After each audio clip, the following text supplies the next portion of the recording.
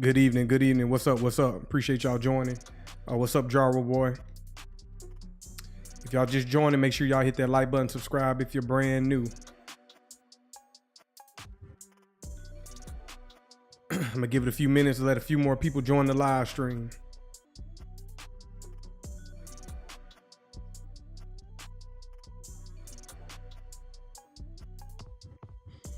What's up, Nikolai? What's up, what's up? Appreciate y'all joining. What's up, Lenny? Shout out to you. Shout out to you, Lenny.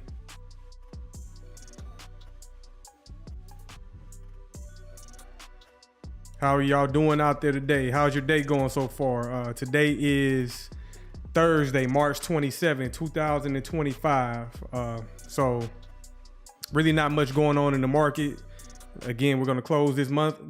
We only got a few more days left, and then we're going to cross over into the second quarter of 2025. What's up, Mike? What's up, Law Docs? What's up, Excalibur?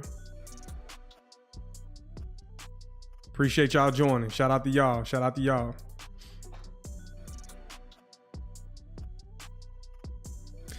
This is pretty much, I'm on this live stream tonight or this evening. I'm gonna go over a macro. We're gonna do some intermarket analysis. Intermarket analysis means we're gonna look at multiple different asset classes, and we're pretty much gonna follow the money, see where the money is flowing, where is it going, and we're gonna analyze that from a macro perspective. So I'm gonna do it a little bit different tonight. But if y'all are interested in learning technical analysis, you want some type of mentorship, you can subscribe to my Patreon. This is what I got on the screen. Just the link is in the description below. So if you want to go ahead and sign up for that, you can join if you choose to.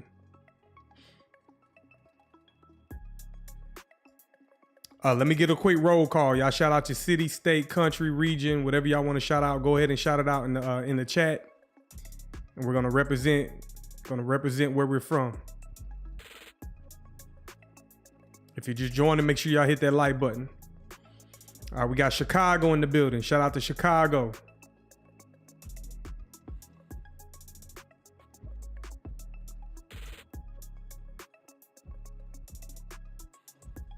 That's it. We only represent Chicago this evening.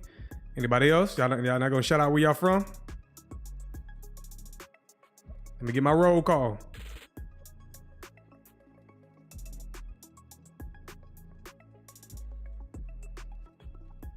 Okay. Shout out to Richmond, Virginia. Shout out to Florida. Appreciate y'all participating.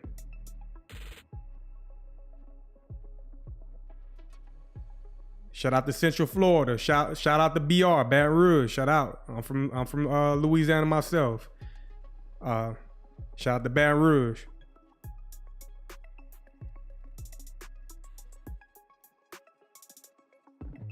Or what we call it. We call it BR. Shout out to BR. So definitely appreciate y'all joining. Let's go ahead and look at the first thing I want to do is I don't have much news to talk about. Y'all can let me know in the comments what kind of news have y'all been seeing this week or today. Let me know, because again, I can't keep up with all the noise. It's a lot going on. So what significant news has been released today? Y'all can let me know in the chat. But before we get into that, I'm gonna go ahead and come to the streets. Let's come to the streets. Let's come over here to the streets. Let's get the reaction of the people. People are tired of working. So a lot of y'all probably just getting off work. I understand how y'all feel. How you can let me know how you feel in the chat. You know, have you had a long day? Are you tired of working? But apparently a lot of Americans and a lot of people are just fed up, of course. And it's not really much opportunity out there for them. So If you watch my channel, you know, we're always talking about the opportunities right now. But again, a lot of people might feel like they don't have time for this or they don't have money. But again, people got money for what they want to choose to spend it on. So let's go ahead and get some reactions. Let's get some reactions from the streets and the American people. I'm so tired of working, y'all. Y'all just don't understand. Like, I'm so tired of working. Like, I gotta work in. I just want freedom. I want freedom. I want to just do what I love to do, travel the world. You know what I'm saying? You know what I'm saying? Meet different people, try different food. I'm so tired of working. It's just seems like every day I'm just getting up, going to a job. It's like I'm repeating the same cycle every day. Who wants to work a job for 10 to 20 years their whole life? You know what I'm saying? Who wants to do all that? Like, I'm tired of working. I'm so tired of working. Like, please, y'all, somebody come save me. Like, I need to hit the lottery with something. I need to do something. I'm not trying to be 60, 70 years old and still working a job that I hate. You know what I'm saying? Like, I need to make a way. I need to do something because I'm tired of working for people. I need my own business. I need financial freedom. ASAP. Because I can't do this anymore. Like, I can't do it. Like, I'm dead ass. Like, I'm really hurt. Like, I've gotta go to work in a few hours. Like, I'm really hurt about that. Like, I just want to sit at home and watch TV and watch Baddies East.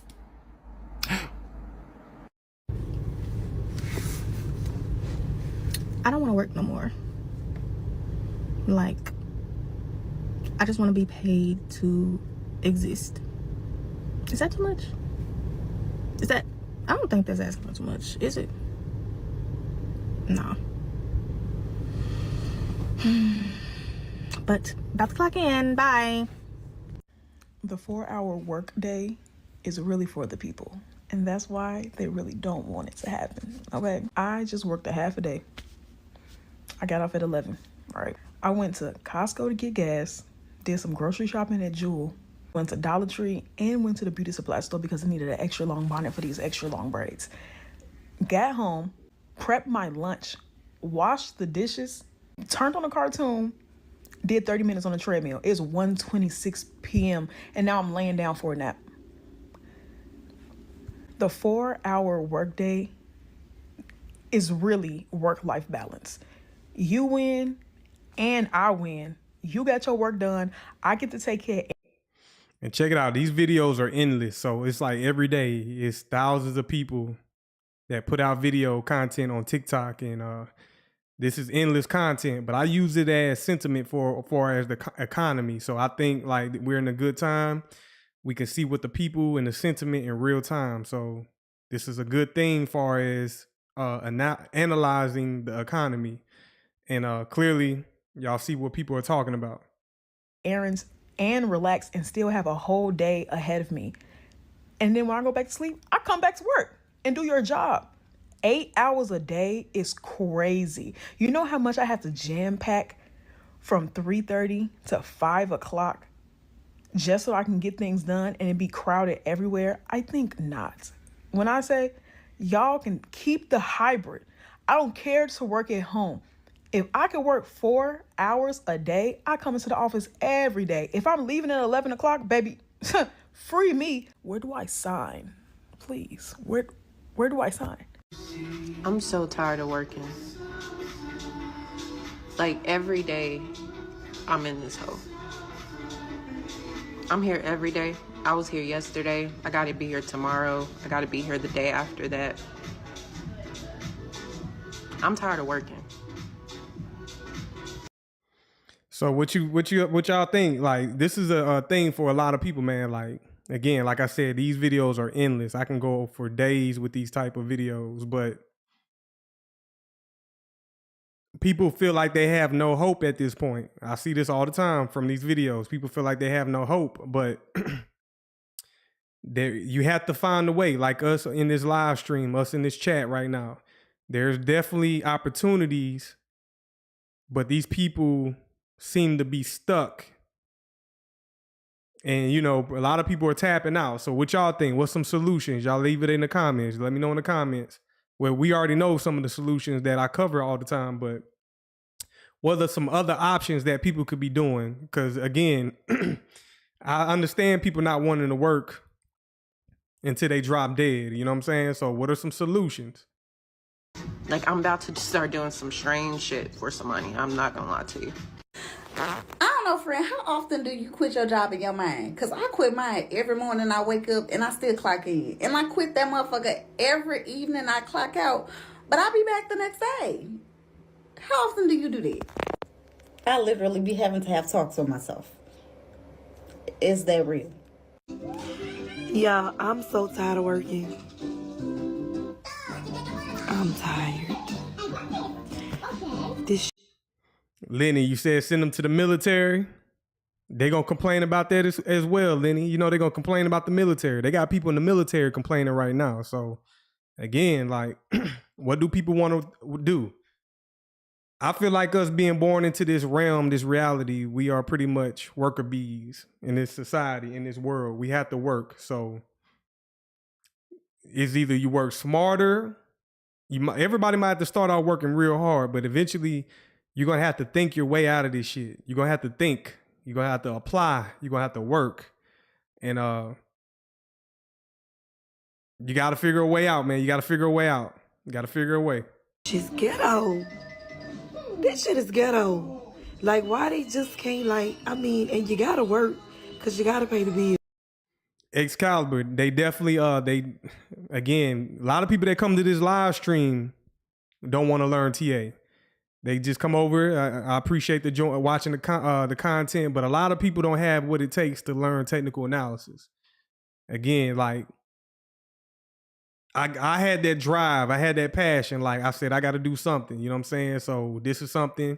It's high earning. You want to go for something that's high earning and has unlimited potential, and you can work a 4-hour work week or less, and you got to put the work in. Nothing in life comes easy. So again, like a lot of people don't have what it takes to do this, but even investing, how many people are tapping out right now investing into crypto, especially like XRP and Bitcoin? How many people have sold and they've been knowing about this asset class for years? Because a lot of people don't have what it takes. A lot of people aren't built for it. But let's continue right quick. Excuse my lashes, like I'm due for a refill.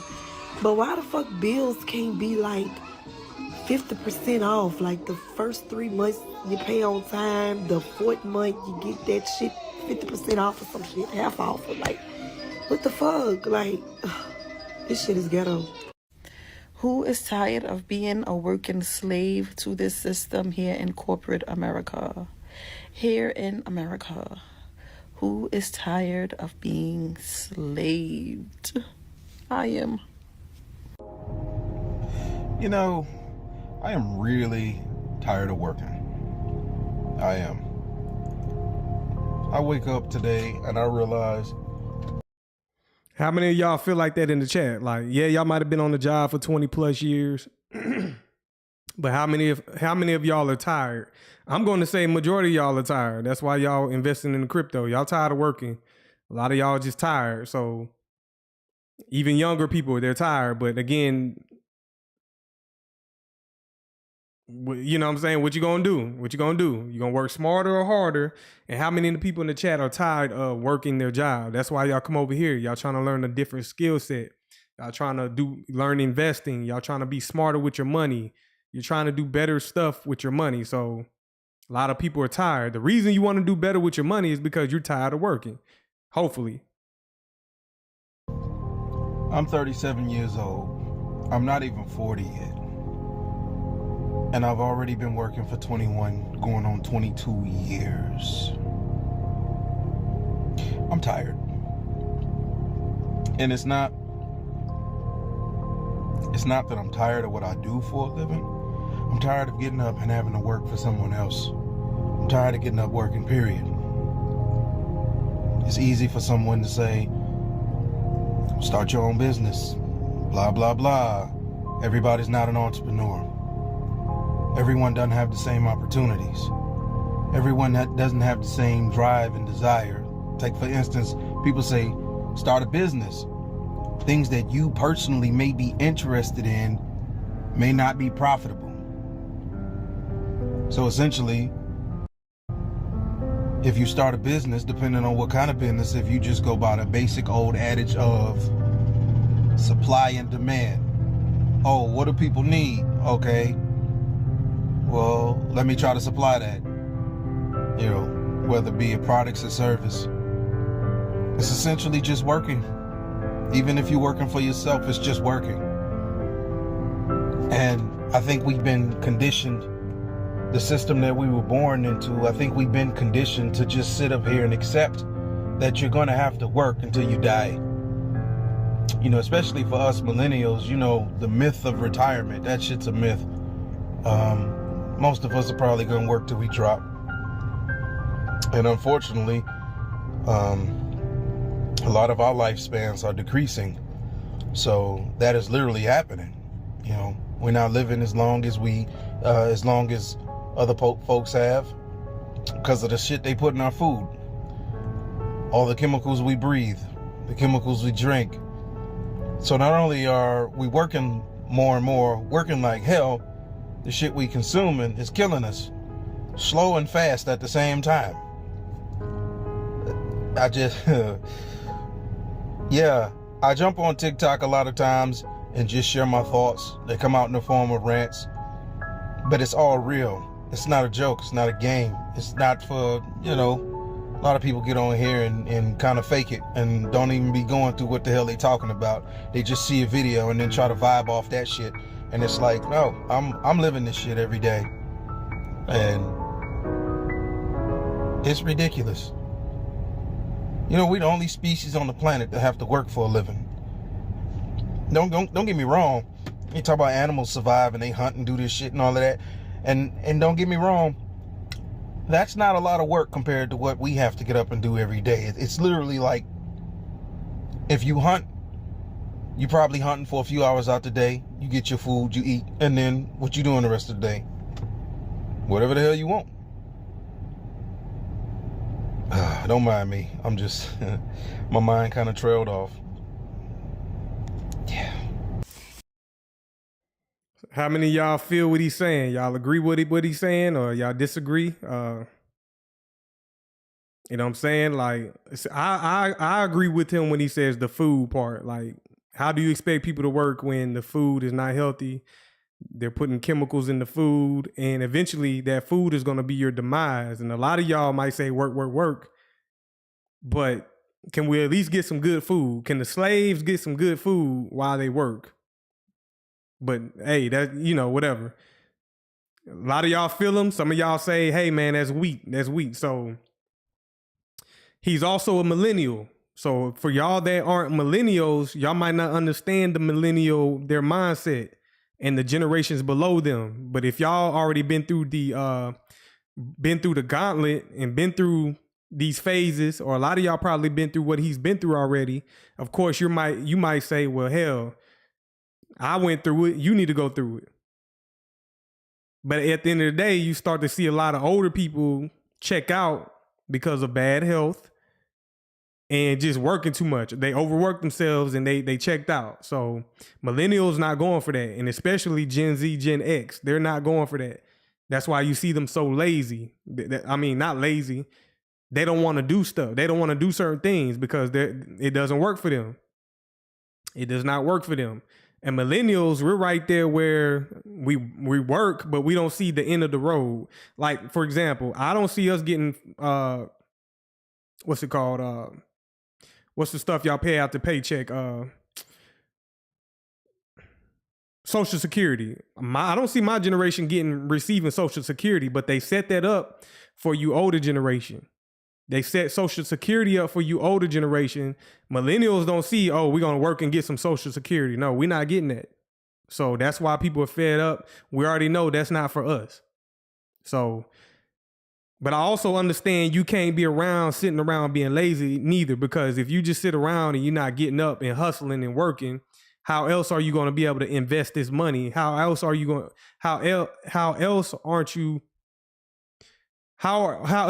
to obtain different assets and buy things like homes and real estate and crypto? You got to get up and go get it. You got to hustle.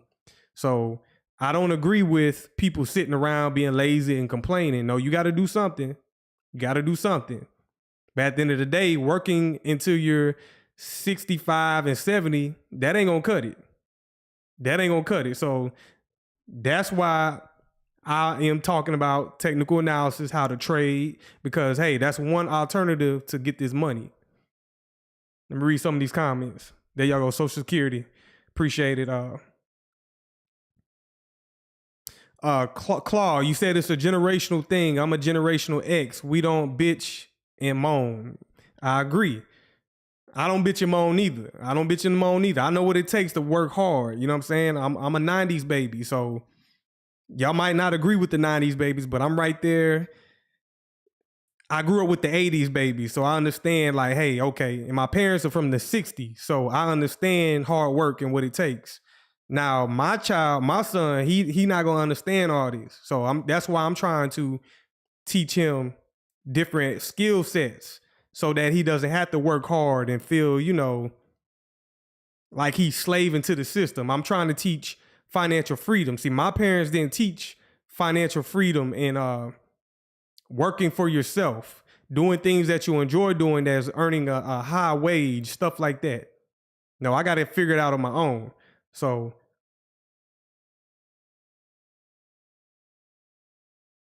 you said 86. But let me continue this video. And then after this video, we're going to go ahead and come to the markets. But I like to use this because this is people's everyday lives. Some of y'all in the live stream, y'all are going through this as well. It's not easy for everybody and you have to acknowledge it. And I don't care how rich you get with this cryptocurrency stuff or investing. You have to remember where you come from. And also you got to understand the people around you because it's going to suck. Not saying you got to involve yourself with like lesser than people when it comes to finances, but it's going to suck when you get all this wealth or these riches and you got to be isolated and everybody else is going to be around you looking crazy. So you got to kind of come down with the people and understand where the people at. So let me continue.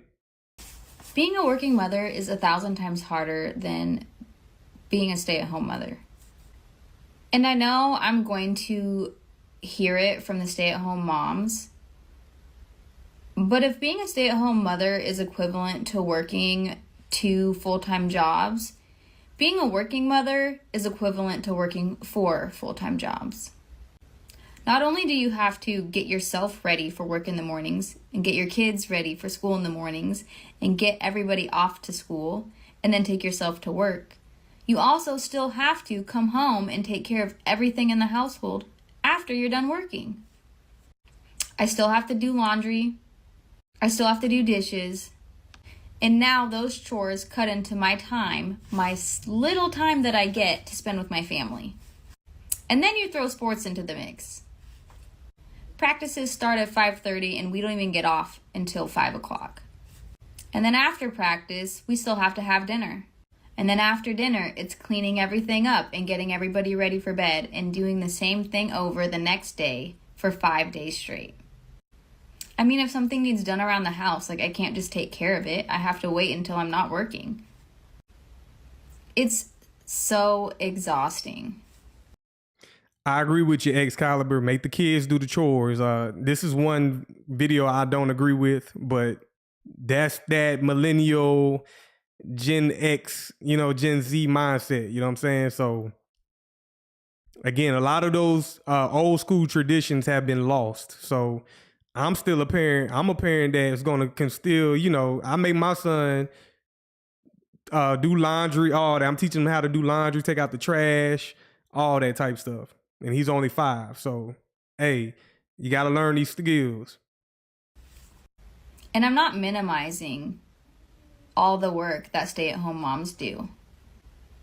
But so often, us working moms don't get the recognition we deserve. If you are a working mom and you are feeling exhausted, I hear you, I feel you, you are not alone. I am fucking tired of working, dude. And that's not even from a laziness perspective. It's purely just from I am so overrun. He's definitely a millennial. This guy right here is a millennial. with every job that I have right now. I have a full-time job. I also freelance with 3 other companies because no company wants to pay a living wage right now. I have 10 years of experience in my field. I actually have 11 years of experience in my field, and I've won the highest award possibly that you can win. And I still can barely get a job that pays a living wage right now. So he's worked 10 years in his field and can't get a decent paying job that will pay a living wage. And I always say, like, you have to go into an industry that is high paying. You can't just go into any industry. Like, you know, you have to choose an industry that's going to be high paying, you know, that's worth your time. Don't just jump out there in any industry and it turns out 10 years later, 15 years later, that it doesn't pay 6 figures, or your earning potential is capped out at like $50,000. So you have to choose an industry that is high paying and is going to be around for decades to come. So again, that's why technical analysis and investing and trading, this has been around for hundreds and hundreds of years. To be honest, the type of trading that I do, this is recession proof, all that. There's always opportunity in the market. So, but the only thing is you have to have capital. So that's why I say you need some income. You have to work your job. You have to be good with your money. You have to have some type of capital coming in. And if you learn this skill set of investing and trading, it's recession proof. It's recession proof. In the Great Depression, when the market in the 1920s, in the Great Depression, when the market crashed, there were people shorting the market and they made billions of dollars shorting the market, millions of dollars shorting the market. So again, there's opportunity in this skill set, in this industry that I'm in, this technical analysis, which is essentially investing, the financial industry. There's always opportunity and it's not going nowhere. Again, the world there's always going to be some type of investing, some type of trading going on throughout history, and it's not going nowhere. And this is a skill set that I need y'all to learn, or I would like y'all to learn now, because it could be a backup to what you're going through right now in your industry. And I don't know who's to blame. I mean, I know who's to blame, but I don't know, like, at an actual, like, effective level who's to blame. But it's ridiculous at how much every company that I'm working for is just trying to squeeze so much out of every hour while really only paying for, like, what feels like 30 minutes of that hour. And it's probably because they know mass layoffs are coming and that we're about to enter a recession and that people are fucking desperate. My bad, y'all. My bad. 1 second.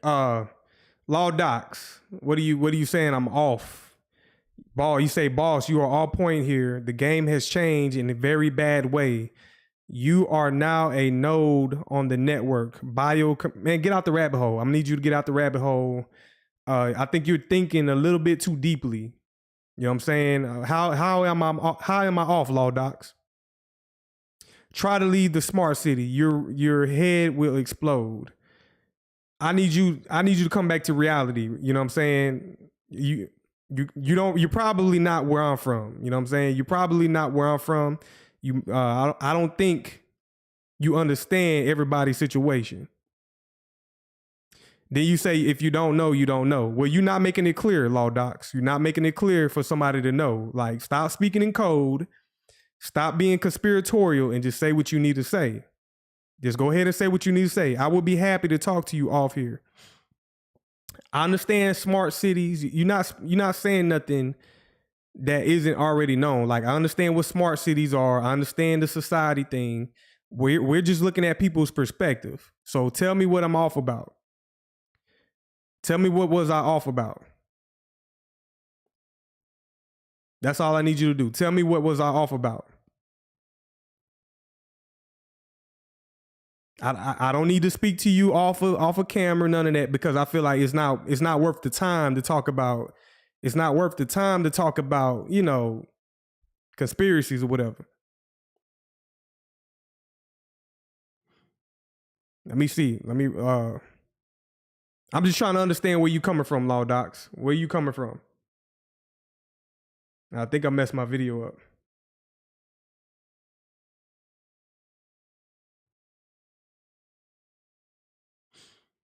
You say the Federal Reserve has changed the dynamics of surviving. I do not do conspiracies.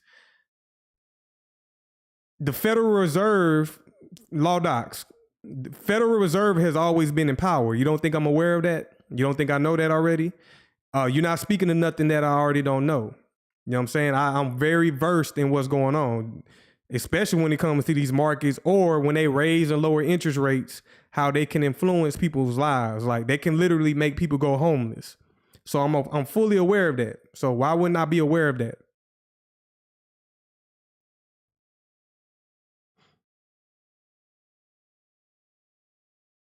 They came back in 1913. So law docs, clearly you're newer to my channel. You're definitely newer to my channel. I have talked about the central banks. Everything I talk about is from a central bank perspective. So when I'm analyzing these markets, it all comes from a central bank perspective. I know who's in control of everything. So you're speaking on something that, you know, people should know. You know, I don't know what you on right now. I don't know if you've been smoking, you know what I'm saying? What you on right now? And I'm just making a little entertainment, y'all. We got, I got to bring some people to the front of the congregation. Somebody told me that I'm wrong about something, which I don't care. You could tell me about that I'm wrong, but also explain why I'm wrong. What am I wrong about, or what am I off about? When all I'm doing is showing people's lives and how they're currently impacted by society. So let me know. We know about the central banks already. That's nothing new. We know that they came back in 1913. We know that there's been several central banks that try to form in the United States. We know that already. Right now, they're empowered. They've been empowered. They're trying to go to a central bank digital currency. They're trying to digitize everything. They're trying to digitize the money. They're trying to make a one universal currency. We know that already. So what am I off about? We know that they literally can, the money, the fiat is fake. And we're playing with monopoly money. We know that already. Nothing is real. Even when I'm analyzing these charts, even when I'm doing technical analysis, we know that ain't nothing real. All of this is a game. Investing in crypto is a game. Whatever they decide to make real, it becomes real. So for example, gold, you can't do nothing with gold. What can you do with gold? It's a beautiful metal that comes out the ground, but they decide to put value to gold. So as they say, oh, gold is worth money, then, hey, we got to play the game. Gold is worth money. They could do the same thing for silver. They could do the same thing for oil, even though oil has utility. COVID was the smoke screen to digitize the treasury. We know that, law docs. Like, you don't think we know that? You're not saying nothing new that people shouldn't know. Again, I've been in this space for years. I recently popped out on YouTube. I've been all that. That's pretty much, we know that. We know that already. We know that already. I feel like you just ranting in the comments right now. You just going on ranting in the comments, and you saying things. Again, you still haven't mentioned what I was wrong about or what I'm off about. So tell me, what am I off about? I'm just trying to see before I continue. And I appreciate if y'all just join to make sure y'all hit that like button, subscribe to the channel. Every so often, I got to bring people to the front of the congregation because, again, it seems like you over there on the computer typing. Like, who types that fast with their fingers? You're over there on the computer. You say these folks that work hard should get paid a living. You keep saying these people are making bad excuses. I didn't say these people making bad excuses. At what point did I say these people are making bad excuses? I said I agree with some things, and then some things I don't agree with. Essentially, everybody is in this situation, whether you know or unknown, knowingly or unknowingly, people are in poverty without even knowing. Like, because of the Federal Reserve, they can just do as will. We know that they can print money, they can lower interest rates, they can raise interest rates, and essentially that's how they control the entire system. Claude, I'm about to move on. Man, you ain't talking about nothing, law docs. You ain't talking about nothing. But again, you over here watching me for a reason, because you know I'm on point with the charts as well, right? You know I'm on point with them charts. You know what I know. You know that I know what I'm talking about. So that's why you over here watching me, to get my insight and my perspective. So with that being said, Make sure y'all hit that like button, subscribe, sign up to the Patreon in the comments below. The link is in the description. So let's go ahead and come over here to the economic calendar. Come over to the economic calendar.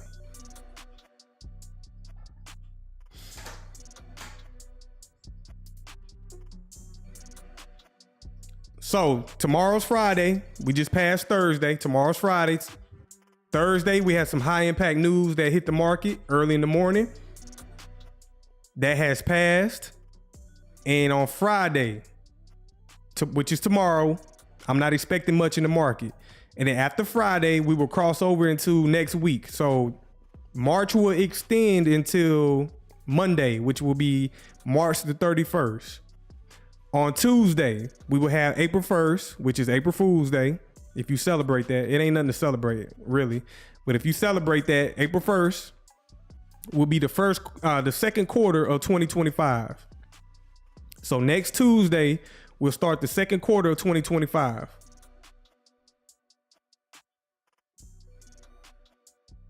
So the name of my live stream is Follow the Money, follow the smart money. And what we're going to do is, since we got some, intelligent people in the live stream, how do we follow the money? Y'all got any suggestions? Where do you start when it comes to following the money? Do y'all have suggestions? Do y'all have opinions? When you want to follow the money, where do you start? Especially you, law docs. Where would you start when it comes to following the money? Tell me where you would start when it comes to following the money. Excalibur, you say the banks? Okay. And I'm going to keep it from a pure technical analyst perspective. Where would you start when it comes to following the money? I need law docs to answer. I want to see what you got to say, law docs. The charts, okay. Shout out to you, John Smith. Shout out to you, Lenny. Financial institutions, okay. The charts. Law docs, where you at? Where would you start when it comes to following the money? Since you know everything about what's going on and, I'm off in this and that. Where would you start? Shout out to you, Frozen. Definitely hit that like button, subscribe. Sign up to the Patreon. Okay, you say the whales. So who are the whales, law docs? Who are the whales? What do you consider a whale? Because that's very vague. You say you're taking care of babies, but who are whales? The money news. Shout out to you, Crypto Glamour. So most of y'all was right. You start with the banks. So what is the system? What is the current system built on? That's the question. What is the current financial system built on? The current system that we're in, what is it built on? Law docs, you way off.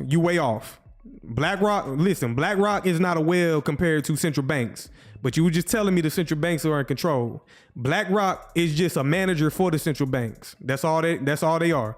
They manage central banks' capital. Y'all say Hathaway. Man, you far off. You way off. You're way off. Hathaway, BlackRock, they have nothing on the central banks. The people who issue and print the money, they have nothing on the central banks. The people who print and issue the money, BlackRock has nothing on that.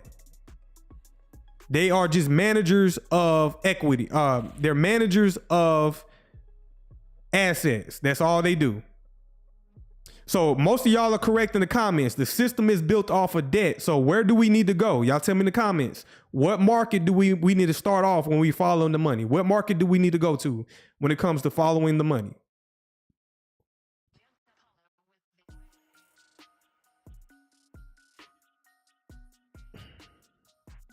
Hey, y'all, I'm trying to be patient. I ain't gonna lie. I'm trying to be patient. Shout out to you, Excalibur. Bond market. So that's where I want to start my analysis, Law Docs. You want to start in the bond markets. So who issues bonds? And right now on the screen right now, I have to the left, is the 30-year treasury. In the top right, that is the 10-year treasury note. In the bottom left is the 5-year note. So governments issue debt. The governments issue debt. Now, why do the governments issue debt? Y'all tell me in the comments. Why do the governments issue debt? And y'all are intelligent. Y'all are very smart. So I appreciate y'all participating. Why do governments issue the debt?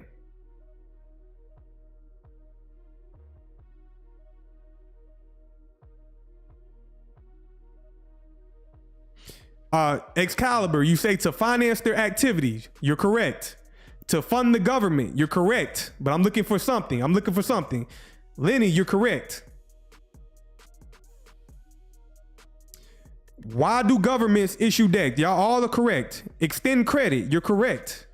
But the one answer that I'm looking for is because they broke. The governments are broke. They bankrupt.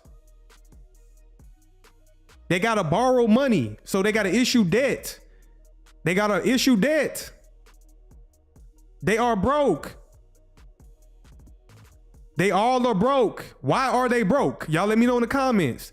Because we got people that don't think I'm up on game. We got people coming in here talking about I'm off and I'm not aware of what's going on in the world. When I do this is what I do. I come to these markets. I take hours. I spend hours in these markets. I understand the financial system. Why are they broke?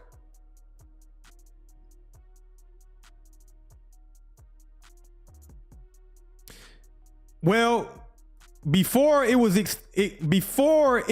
insane spending, before it was excessive spending, they was not broke. But who made them broke? Who pretty much put the governments in a position to make them bankrupt? Who put the governments in position to make them bankrupt?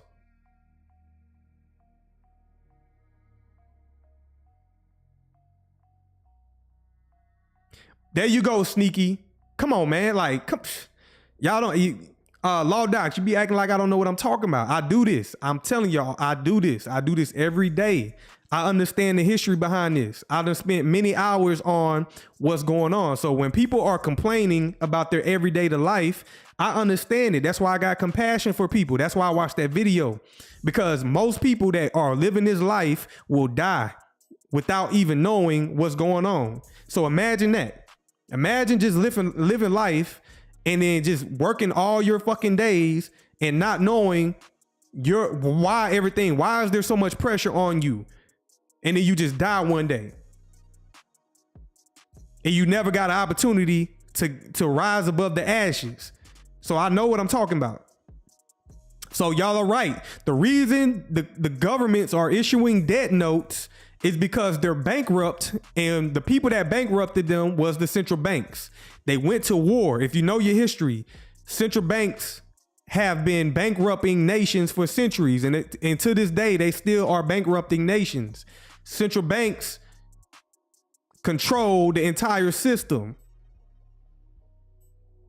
So this is the debt market. On the left side of my screen, this is a 30-year treasury. Well, these are all the treasury notes, but the 30-year is the long-term treasury note. The 10-year is like the midterm, and then the 5-year is like the short term. And then they got a 2-year. So, for example, let's look at the 30-year right here. Let's look at the 30-year note. This is the entire well, I ain't gonna say entire history. The data goes all the way back to 1998. So I'm just gonna work with this data. So, for example, as the treasuries go lower, so this is how the game works. The United States or whatever government or whatever nation, they issue debt notes in exchange for currency. So whenever they loan out debt, in return, they get currency. Who does the currency come from? Y'all tell me in the comments. Y'all should know. Who issues the currency? Because the governments don't issue currency. All governments do is disperse currency throughout the economy. They do not issue currency. They issue debt because they all bankrupt. So who issues the currency? Central banks. So This is the spinning wheel. This is how you start. This is where you start out when you want to follow the money. You want to start with the treasury market, because as the treasury market sells off, nobody is buying these notes or these bonds. Hold on, excuse me, I got it wrong. Well, let me rethink that. As the treasury market sells off, goes lower, currencies, pretty much what they're doing is inflating the markets with currency.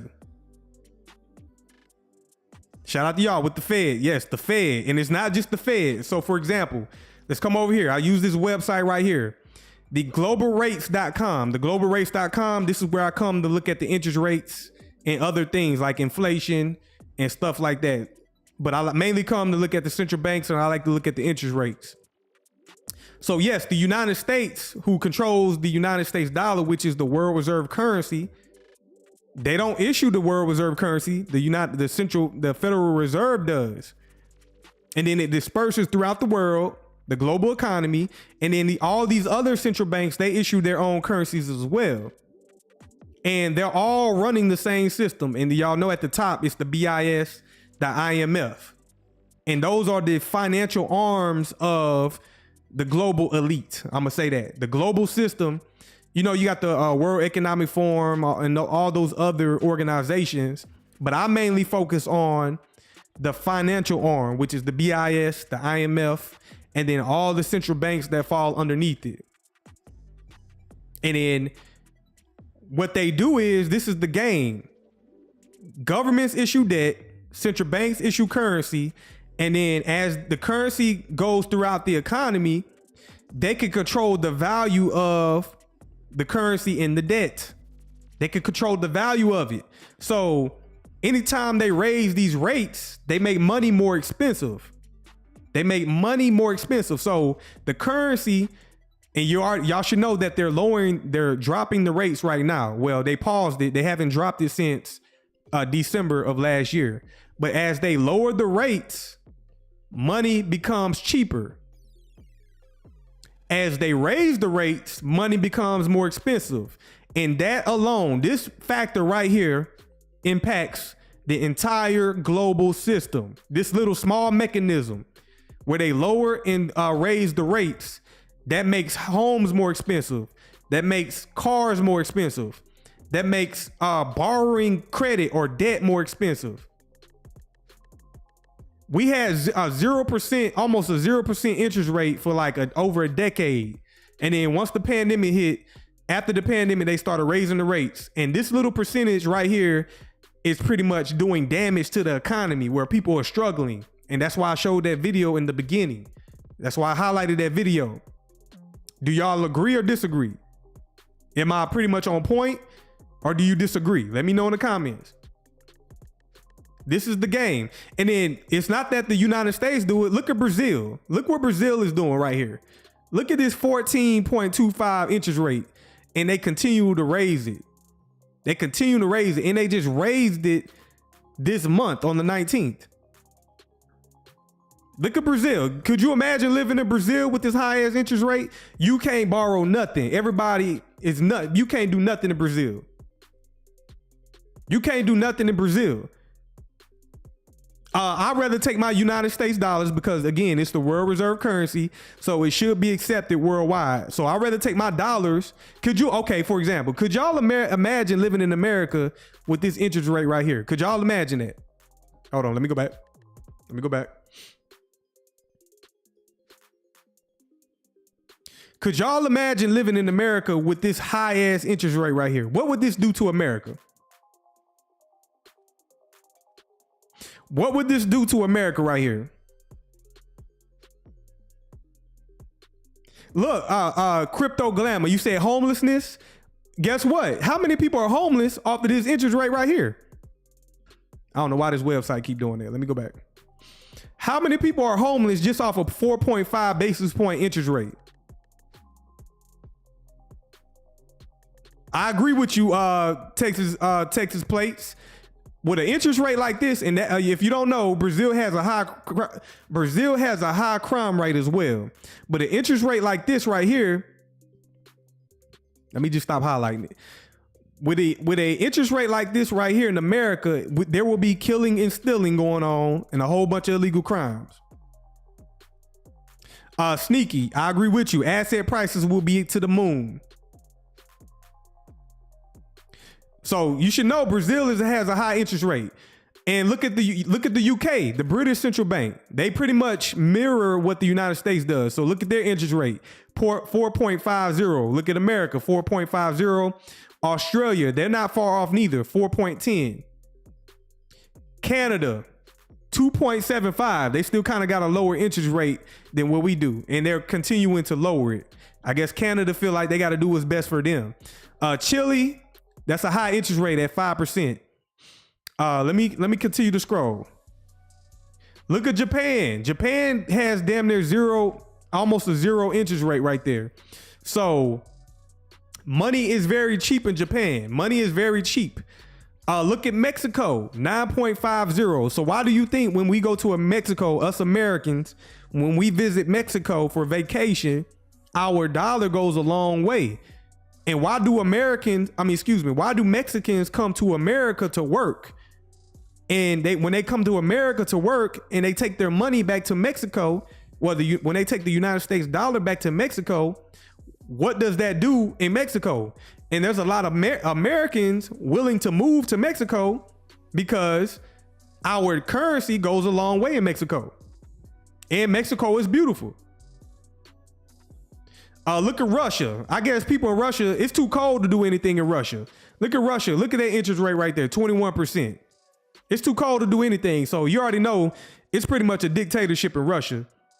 And also they're in war times as well. So, you know, they got crisis on their borders. So they got NATO surrounding their borders, and they're going to need every dollar that they can get, every resource that they can get, because there's tension over there in their nation. So yeah, the money is way expensive. And also they got cut off from the SWIFT system. So remember, they got cut off from the SWIFT system. So what they got to do is they got to raise their interest rates. And they just raised it last October. It was 19%. Now it's sitting at 21%. So, and then look at Saudi Arabia. They're sitting at 5%. South Africa, 7.5%. Switzerland. So why do you think Switzerland, look at Turkey. 42%, 42.5% in Turkey. Money is very expensive in Turkey.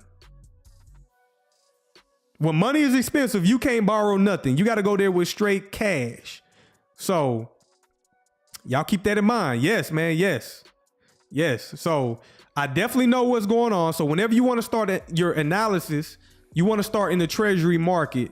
I live in the United States, so I'm going to start in the treasury bonds, the US 30, the 10-year, and the 5-year. So in recent time, well, in the past several years, and this is a 3-month time frame, let me measure how long the market has been selling off, or treasuries in the US has been selling off. They've been selling off for at least, I don't know how many years that is, but it says 1,827 days. The treasury market in the United States has been selling off. And that's been since 2020, since the pandemic. So as the money has been, as the treasury bonds have been selling off, let's go look at the dollar. Look at the dollar, and let's go back to the pandemic year. 2020, as the treasury has been going lower, the dollar has been gaining strength, but they keep telling y'all the dollar is going to crash. They got that narrative out there. Well, they're going to keep manipulating it and doing what they want to do. So yes, this is a little secret. As the treasuries go lower, so for example, right here, the treasury market goes lower, the currencies go higher. And it's opposite. When the treasuries go higher, the currencies go lower. And that's the game. You can visually see it in the market. So when the treasury bonds sell off, the currencies gain strength, which that's that tightening in an economy. As the treasuries go higher, money becomes more cheaper. And when money becomes more cheaper, which is the currency, that's when they're printing all constantly in the market. And these things have that long-term effect in it. It's a long-term effect. It's a long-term thing with the treasuries and the currencies, because again, that's the system. They can't just break the system overnight. They can't just shatter the system. So these moves that happen in the treasury market takes a very long time. And this is what's holding up the system. Now, if you start talking about them tokenizing this and bringing it all over the distributed ledger technology and all that, then that's a different ball game. And then the whole conversation of eliminating the debt or resetting it, again, I'm not no expert in that. I just know what's going on right now in the markets. So with that being said, we know that the treasuries, the bonds, that's the debt market, governments issue debt to the central banks. Central banks give in exchange. So if the government send over $10 billion in debt notes, central banks will send back over $10 billion in cash. And what they do is they deposit the cash in the treasury, and then the treasury will disperse that throughout the economy. So that's when you start seeing government contracts, stuff like that. Sneaky, you said, I have a question. More printing equals lower rates, but that's also increases the prices of assets. Yes, you're correct. Why then do high rates do the same thing to assets? Or is it just for the people in the country? So the reason why is because we're at a critical time in these markets, Sneaky. We're at a critical time. So majority of the people, the governments know, the central banks know. And this is where DLT and crypto comes in play. This is a new financial asset class. These are new technologies. So for the past few years, for example, let's go look at the dollar. Look at the dollar. It's just been consolidating for years. And as the dollar consolidates, everything starts to become distorted, meaning gold just going higher, stock market just going higher. Everything is off balance. So the traditional norm is when the rates go lower, assets normally increase. But right now there's market distortion. These markets are at a critical point. Something has to come, which we all know something is coming. Normally when the markets do this, you either see a war or some type of reset. I'm not speaking up any type of war. I don't wish that on the planet. But normally when you see these markets becoming distorted like this, and you have to look at these markets to understand what I'm talking about. But these markets are becoming very distorted. And all that printing, all that capital is going to all different places. It's being dispersed into like meme coins, crypto, real estate. It's going into stock market, because the stock market is overextended. If you've been following me, the stock market is due for correction. Everything in the stock market is not what it seems. That market is very manipulated. Let me read these comments.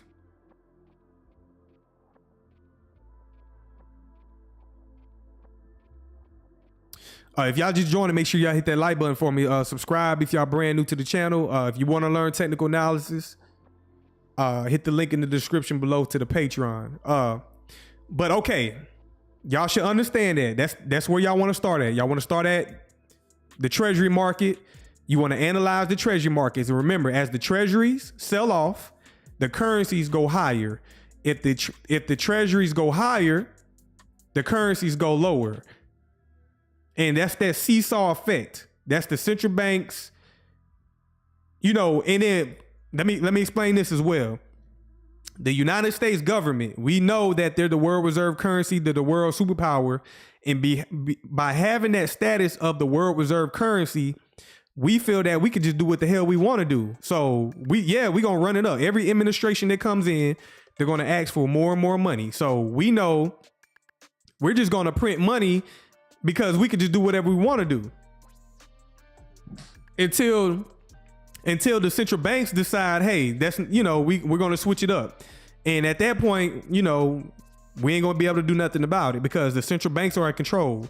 But for decades now, the American United States government, or the United States Incorporated, has been doing what it wants for a very long time. And now we're at that pivotal point where, you know, it's not a fair system.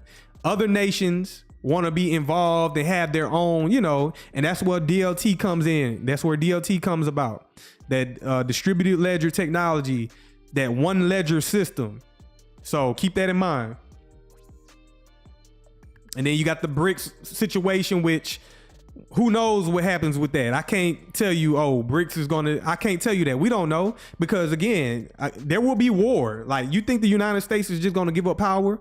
No, we're gonna go to war before we do anything. We're not gonna just, roll over the BRICS. No, we're gonna press. We're gonna full court press. If you know basketball, we're gonna full court press and we're gonna put defense on you. We're gonna surround your country. We're gonna line nuclear weapons up around you, and we're gonna make you make a move. We're gonna make you press the button, North Korea. We're gonna make you press the button, Russia. We're gonna see how you react, and then once that happens, then the whole system will reset. So, again, I don't speak that up. I wish we don't never come to that. But again, if y'all know history repeats itself. But I don't want to see that. I don't want to see that. Nobody deserves to die behind a game. You know what I'm saying? Nobody deserves to die behind this shit.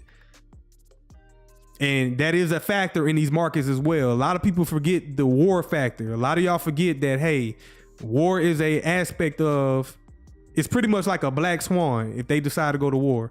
And you can see that throughout history in the charts.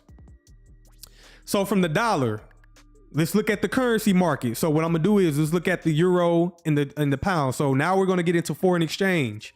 So if you never talked about foreign exchange, how many of people in the comments or in the chat have ever traded the foreign exchange markets? If you haven't, you can let me know. If you have, let me know. Have y'all ever traded the foreign exchange markets, or do you know about the foreign exchange markets?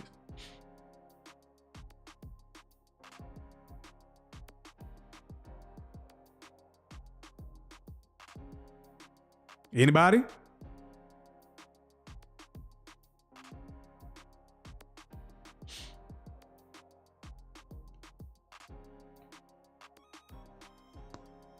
Have y'all traded the foreign exchange markets? I'm assuming nobody. So, okay, I say nobody has traded the foreign exchange markets. So now I'm going to talk about, after we understand, and what I'm doing is intermarket analysis. I'm doing intermarket analysis.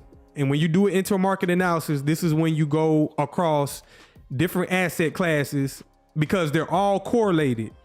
The stock market is correlated with the currencies. The currencies are correlated with the treasuries. Crypto is correlated with the currencies. Crypto is correlated with the treasuries. Commodities are correlated with the treasuries. So again, all these markets are correlated and they form one system. They just, some do something, some of the assets do the same thing. Some of the assets do opposite of each other, but it's all a part of one system. So if you never traded forex before, you always start your analysis in forex with the United States dollar. Well, at least I do. The reason, because it's the world reserve currency. So here I got the Dixie, which is the dollar, pulled up on my chart. And let's come back over here to the rates. Now, how do you find a trading pair? In my two pairs that I analyze is, I only look at two pairs in forex market. That's just me. Just like in the futures markets, I only look at the NASDAQ and the S&P. And in crypto, I only look at a handful of assets. I don't be all over the place. So in the foreign exchange markets, I analyze the dollar, the pound, and the euro. It's the trifecta, NATO. Sometimes I might look at the CAD. Sometimes I might look at the Australian dollar. So how do you find a pair? And this is your notes. If you never knew this before, I'm about to tell you. How do you find pairs to trade? So you want to take a country with a low interest rate and a high interest rate, and you want to pair them together. So for example, I'm gonna start with the dollar. Here goes the United States dollar. It has an interest rate of 4.5%. So I want to find a pair that is lower than that. So for example, let's just use the United States dollar and the Canadian dollar. So what I'm gonna do is I'm gonna come back to the charts and I'm gonna type in CAD USD.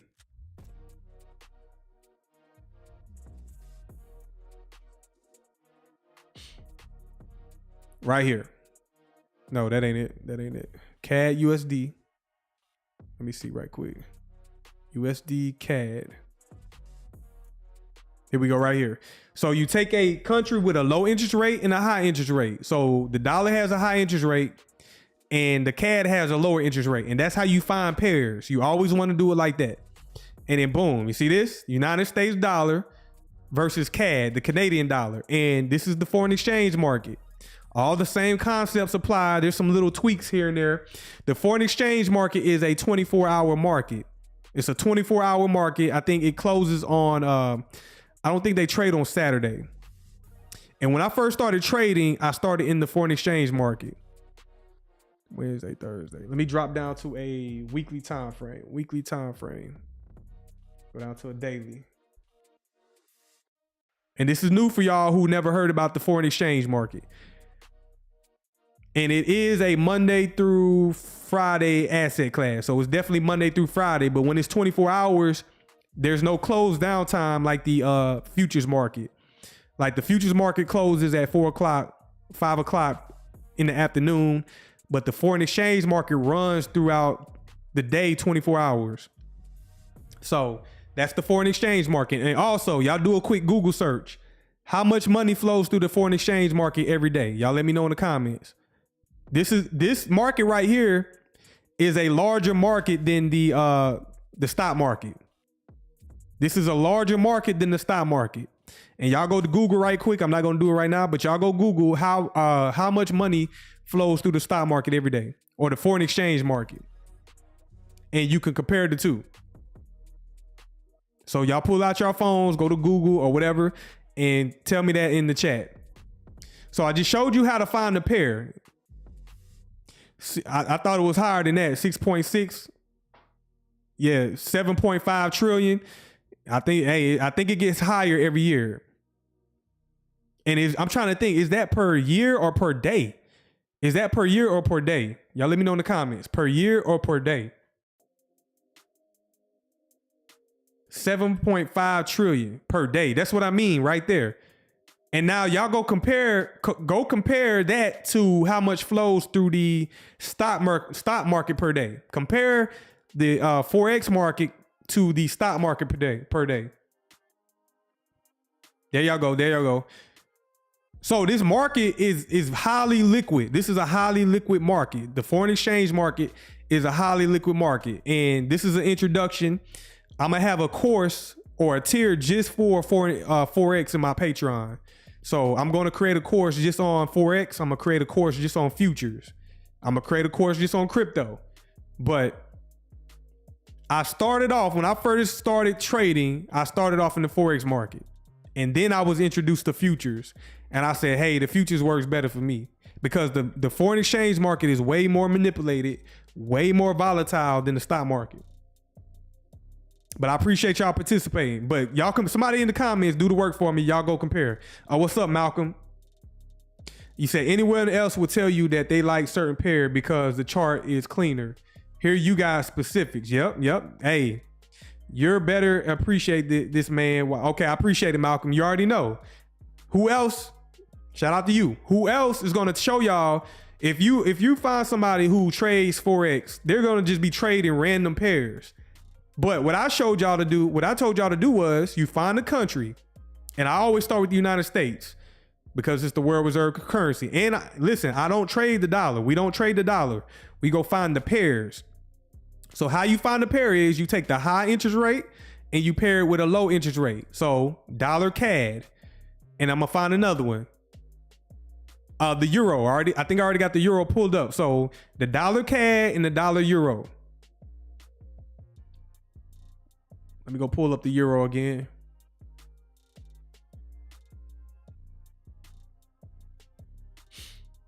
Let me go pull it up. One second. And I appreciate y'all joining. Again, I haven't covered the foreign exchange market. I think a lot of people been asking me about that as well. But this is the foreign exchange market. Here we are, consolidation. This is the euro. It's consolidating, very volatile. That's the euro. And this is the CAD. Go out to the weekly. Go to the monthly.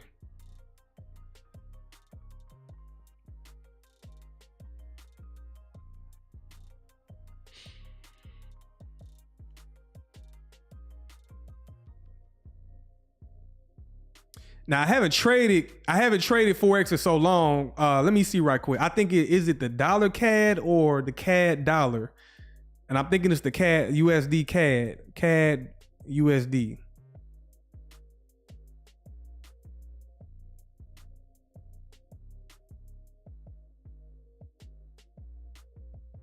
No, that's the dollar. You will be trading the dollar, so it's definitely the USD CAD.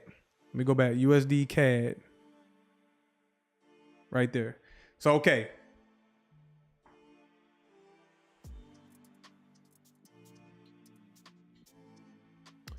I lost my train of thought right quick. So, okay. We're starting on the dollar. This is a 3-month time frame.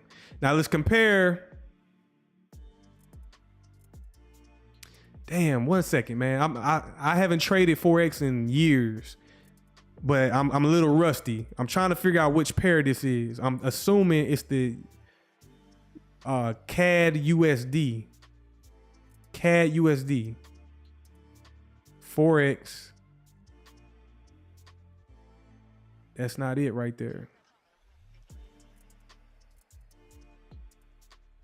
Man, I done confused myself, and now it's bothering the hell out of me. USD CAD. I'm gonna just go use the USD CAD pair. So let's start with that USD CAD, whatever, and I will figure that out once I get off. Now that bothers me because I haven't traded. And I mainly stick to the euro and the pound. But the same thing applies. You find the high interest rate, low interest rate, and you pair those currencies together, and there you have a currency pair. So let's start on the 3-month time frame, and I'm not gonna be long. After this, we're gonna move on to the next asset class. The dollar. There's a large SIBI in the market right here. This is a 3-month time frame, so this takes a very long time. So for the past few years, well, shit. Over a decade, the dollar has been going higher. I don't know why people think the dollar's crashing. It hasn't shown no signs of crashing. It trades up into this SIBI. And after it trades up into this SIBI, which is a premium array, it goes into consolidation for several years. This consolidation is roughly around 2 or 3 years of trading. So anytime the dollar consolidates, that distorts the rest of the markets. So we should see a consolidation on the USD CAD. And as we zoom in, 3-month time frame, you can see that consolidation right here. Let me see right quick. I'm gonna highlight this SIBI over here to the left of my chart. Over here, there's a SIBI. I'm gonna highlight that. That is a 3-month fair value gap. And you can see how many times the CAD USD pair has traded up into that. And then they have one just above the market that it has not reached to yet. And everything still applies that I've been showing y'all in crypto and futures. It also applies on these foreign exchange markets. One day I will take my time and give y'all more details, but this is just a macro perspective. Now let's go look at the euro. Now the euro, very distorted. Why is it so distorted? Because of the dollar. The dollar is distorted. But this is also let me go out to the 3-month time frame. On the 3-month time frame, just chopping around, consolidating. So let me highlight these fair value gaps. There's a SIBI right here. Right there. And then there's one right below it as well. Now the euro almost broke all-time low. So it almost went below it almost went all the way down and broke the all-time low down here below the market, but it didn't. There's a BISI over here way back in 2002. So let me highlight that. 2002, it dropped down to this discount array, which is a BISI. And it's just been consolidating just like the dollar. Now let me drop down to the monthly, from the 3 month down to the monthly. So on the monthly time frame, you can see the euro going higher. Now, what is the dollar doing? Let's go down to the monthly on the dollar. And I'm gonna show y'all that anytime the dollar goes lower, the currencies go higher. Remember that I showed y'all in the bond and the treasury markets. When the treasuries go higher, the dollar go lower.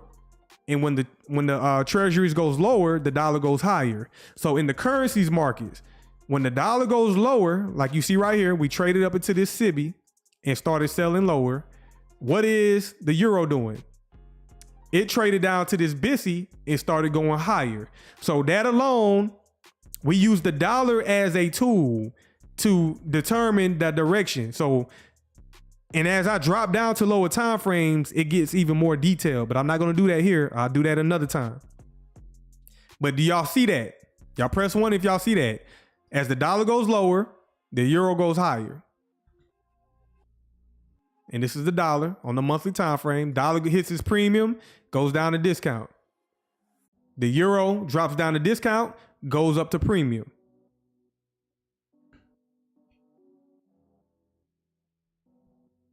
And then let's go back to the CAD. What is the CAD doing?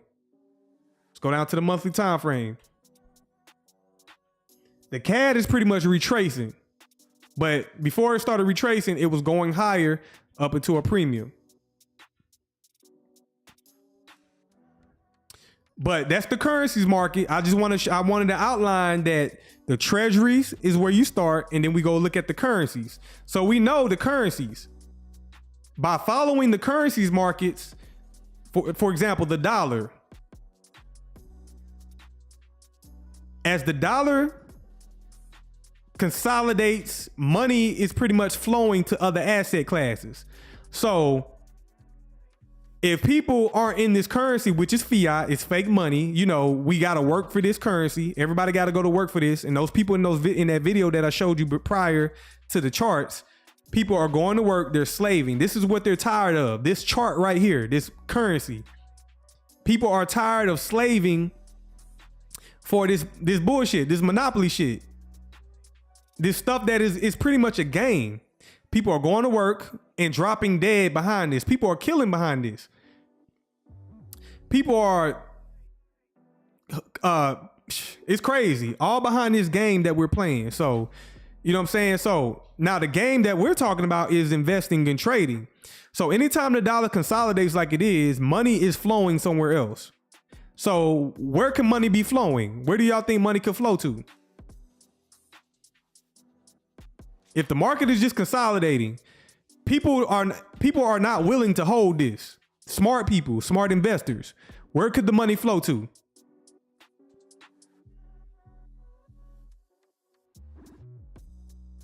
Where could the money, give me some examples. Where could money flow to? If people are not willing to hold this, where could it flow to? Where would you put it?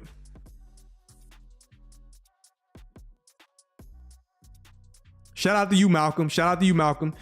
Commodities, gold, silver, crypto, stocks. Yes. So the game is, because this is a fiat currency, there is no value in this. To be honest, there's no value in this.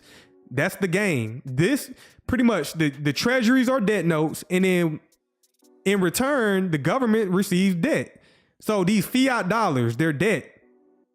People don't view this as debt. These currencies, they're debt. And they also have a mechanism called the interest rates. So why would I want to hold something that the central banks can just tweak? They can pretty much adjust the value of it. So why would I want to hold this in this game, in this system? So smart people, investors, they don't want to hold this. They only want to use this to obtain more things, whether that's real estate, whether that's assets, whether that's materialistic things. The whole purpose of this is to obtain something of value or something that's not valuable. So if you're smart, you want to obtain this by going to work. You have to go to work, or you got to have a hustle. You need to obtain this currency right here that is not stable. The dollar is not stable. And you want to go into things that have value in assets. So let's go ahead and come over to the stock market. Let's come look at the stock market. So I created a stock matrix. These are like 8 different stocks that I find interesting or that has a lot of value. And for years now, and this market is also manipulated. It's under the same system. The central banks can just simply flow capital into this market and control it. They can do this for every market. They do this for the crypto market as well. So every market, they can just print money and flow trillions of dollars into each one of these markets. Currency markets, all these markets. So this is what I mean by following the money. So here goes some stocks. We got Apple currently trading at $223. We got Nvidia, $111. We got Microsoft, $390. We got Amazon, $201. We got Meta, $602. We got Tesla, $273. We got Google, $162. And we got Pfizer, $25 per share. You said Tesla the most manipulated? Hey, we can drop down in the charts and analyze it. So are y'all invested into stocks? Are y'all invested into stocks? Y'all let me know. Are y'all in the stock market? And if so, what's your favorite stocks if you're invested in it? So since you said Tesla is the most manipulated, let's go ahead and view it. Let's go ahead and view it. This is the all-time history of Tesla. They've been around since 2010. 2010. And as you can see throughout the years, they was pumped up. Same things happen in this individual market. See, I don't trade stocks. I'd rather go to the futures markets. The NASDAQ and the S&P. I like to trade the indexes. The indexes represent the entire market, stock markets, whether that's the NASDAQ or the S&P. And I'd rather bet on that than bet on these individual stocks, because the stock market is being driven by the equities market. So that's why I'd rather play in the equities. It's more liquid. And stocks, the reason I don't like stocks like that is because you don't know if those CEOs have your best interest. You don't know what those companies, you don't know what's going to happen. Somebody might want to change a policy or whatnot. So I don't like stocks like that. Even though if I see a stock that's very valuable, if you're going to play the stock market, you need to get in it early. You need to get in it early. But you don't know what a CEO is thinking. You don't know if a CEO is going to crash out. So again, like for example, you know Elon. What did Elon do? What did Elon do that was so controversial? And ever since he did that, the market has been falling down. Which I don't blame it on Elon because it's controlled by algorithms. But again, I've seen people throwing eggs at Tesla trucks. People are burning Tesla trucks, etc. People are protesting against Tesla because of Elon Musk's actions. That's why I don't like stocks. I'd rather play in the equities. But for example, Tesla, this is a high time frame, currently trading at 273. I'm gonna show you the previous all-time high, which is right here. It was back in 2021 during the pandemic years.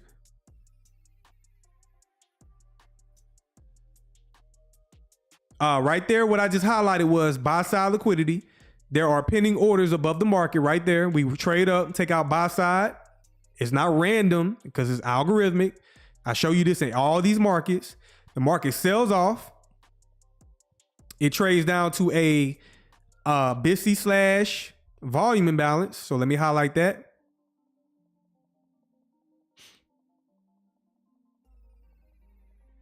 It trades through it. And now it's just hanging out in this larger gap right here. So let me drop out to the 3-month time frame. On the 3-month time frame, what is this candle right here? What is this right here? And these stock markets take a long time to play out. So these are long-term investment vehicles. What is this right here? Y'all tell me in the comments. What PD array is this?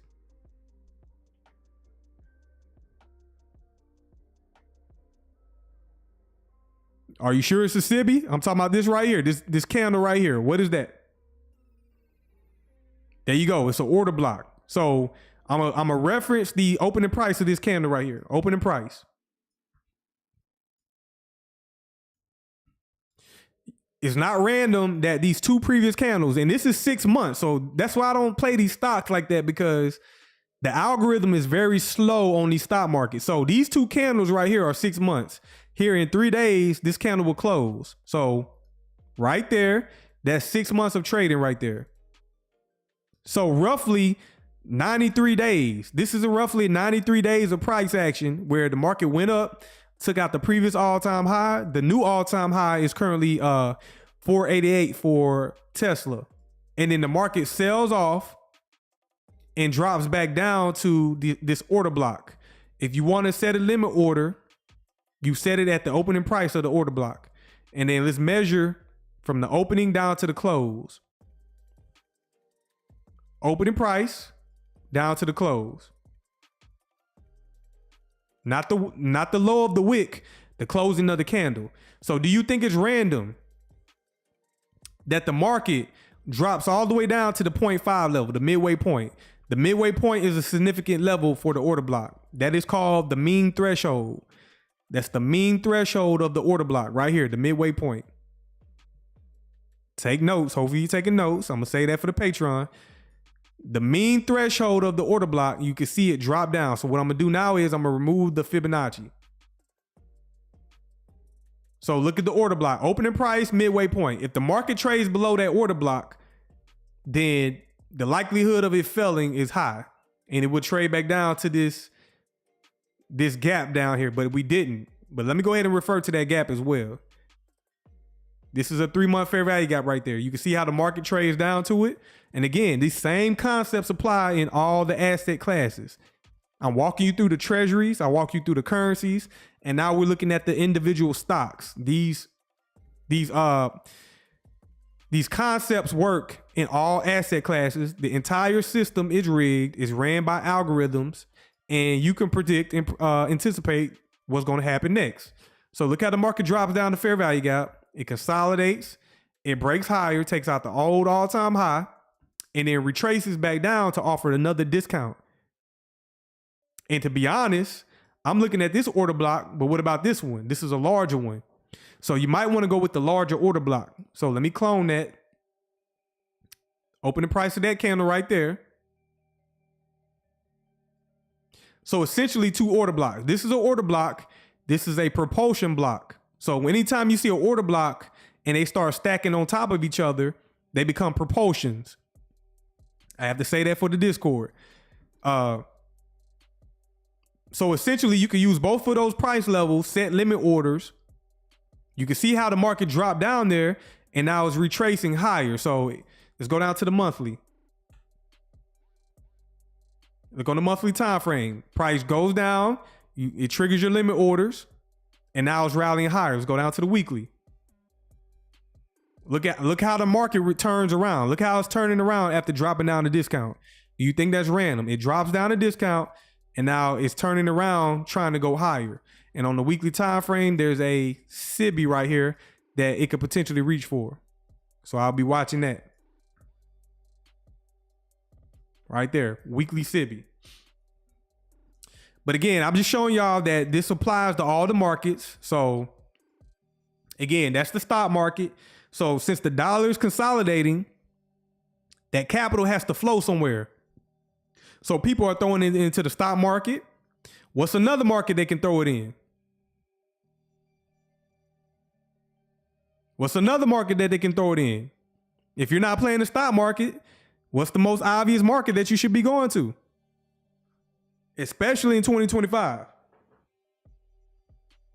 And make sure y'all hit that like button, y'all. Subscribe if y'all brand new to the channel. Y'all getting some lessons today. This is like a deep dive lesson. Shout out to you, Lenny. Crypto. So let's go look at the crypto market. Shout out to you, Daryl.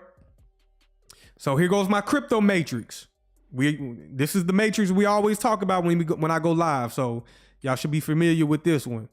So People are flowing money to the stock market, and right now the stock market is real slow. That's why I don't like the stock market.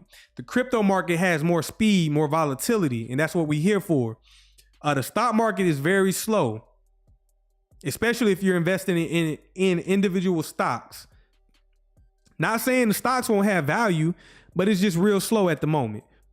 But the next market is the crypto market, which is the new asset class, which is going to power a lot of these new investment vehicles for the financial system. So they're going to tokenize the debt market, the treasury market. I don't know what that looks like yet. So I'm here for it though. When they tokenize the treasury market, what does that look like? When they tokenize the currencies, they're already creating REL USD. They're going to create a currency for all of these countries, all of these central banks. And it's going to speed up the foreign exchange market. So that's pretty much why the foreign exchange market is real stagnant right now. What does tokenization bring to the forex market? What does tokenization bring to the stock market? All of that is going to happen based off of all these assets that I'm showing you right here, which are pretty much the main ones. So we got XRP currently trading at $2.31. We got XLM trading at 28 cents. We got XDC trading at 7 cents. We got HBAR 19 cents. Still at a great opportunity. Bitcoin 86,000. Ethereum 1,900. Right under $2,000. We got Algorand 20 cents, and we got Solana $136. So still great opportunities. Market's at a discount. Why? Because the dollar is consolidating. So pretty much the entire money is waiting. What is the entire market waiting on? If the dollar is held in consolidation and the stock market is starting to come down a little bit, crypto is pretty much on pause. It's just consolidating sideways. We're waiting for institutional sponsorship. We're waiting for those central banks to flood liquidity into the market. We're waiting for a liquidity injection. Now, to hell if I know, I could see it visually in the markets. But what is the fundamental factor that drives that into the market? I don't know. I can't tell you. I don't know what they're going to do next. I don't have a crystal ball. There's plenty of scenarios that will suggest that, okay, they're going to inject liquidity because of this. Well, I can't say until it happens. Right now, there's opportunity in the market. Regulations, that makes sense, Lenny. That makes a lot of sense. But this is the crypto market. Again, I'm always analyzing the crypto market. What's another market? What's another market that we can come jump in? What's another market that money has to flow to?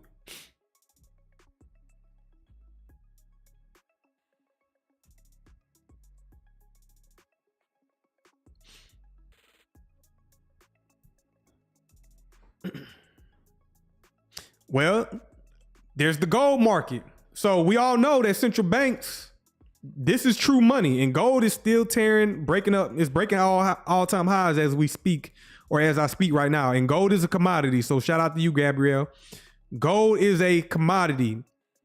And this is the game. So the American people have no idea, like why they're going to work, why they're complaining. And I'm not talking down on nobody, but people are complaining, people are struggling, people are hurting. They make extra money, or some people are so strapped that they can't even pay their bills. People can't buy food. It's a struggle out there. But for the people that are making money, they're also making bad mistakes because they're not putting their money where it's growing their money. They're not putting their money. I've seen somebody today paying $80 for a meal. And people don't like to cook no more. They're buying out every day. Well, this is the gold market. And according to the central banks, gold is a tier 1 asset. This is money. This is sound money according to the central banks. Not fiat currency. Fiat is just monopoly money. It's play money. But gold is considered real money. You said hopefully silver will follow. Silver is taking its time, but look at gold. This is, I would say right now, the focus for central banks. While crypto is consolidating, while the stock market is starting to pull back. While the currency markets aren't doing nothing, they're stagnant. While the treasury markets, they're stagnant. Money is flowing into this asset right here. There's nothing right now at the moment outperforming gold. Nothing.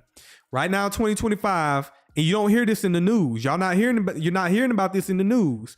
Gold is outperforming everything in the market right now. And it is considered real money. And we should all know, being in the crypto space, that central banks are focused on gold and distributed ledger technology. They're trying to revamp the financial system. Let me pull up silver right quick. So let me do a split screen.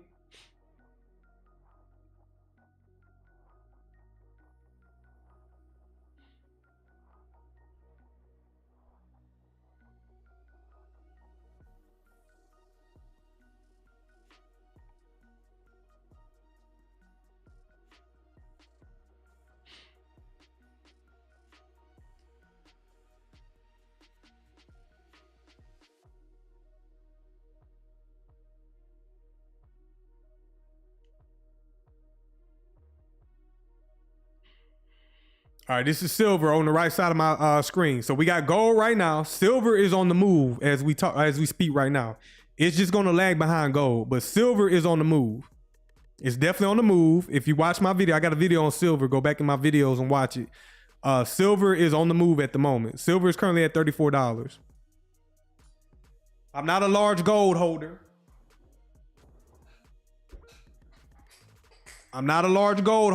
But silver is definitely on the move. Again, I was getting silver back during the pandemic. If you don't own any silver, it's cheaper than gold, and it's considered money in my opinion. And it has utility. So get you some silver.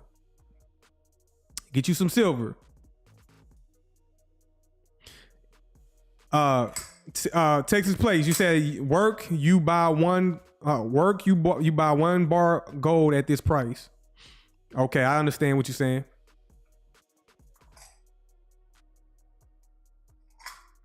Lenny, you said gold hasn't outperformed BTC and XRP in the last 6 months. Okay, you could say that, but again, but let's just go back in history. You might say in the last 6 months, but let's go all the way back to the year 2000. And over the long term, when you could have purchased gold around $300, and you could have got gold for several decades. And there's a lot of people. I remember in the 90s, like, we was wearing gold. I was a little child living in the South. We wore gold, and I was a little kid with gold chains and all that. You know, gold necklaces, gold bracelets, and gold was very cheap back during that time. But let's say all the way back to the 70s, and some people been having gold since then. It wasn't until, recent times that, hey, gold was going. Let's go all the way back to 2012 when the gold retraced down here to this discount. Lenny, I understand what you're saying. So I understand what you're saying. You can get rich, or you could have got rich in and I'm gonna look here in a minute. You could have got rich in Bitcoin and all that. And you said in the past 6 months, gold is pretty much is doing the same thing as BTC. So let me go over to BTC. This is a monthly time frame. I don't know why y'all be challenging me. This is a monthly time frame. I'm gonna take a ruler. This is BTC. I'm gonna drop this ruler directly on this candle and go back 6 months.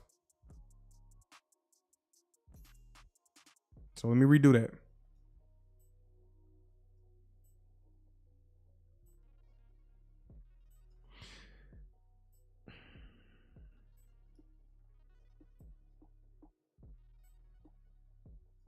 So right there, that's 6 months of price action for BTC. Okay, that's all you have gotten in BTC in 6 months.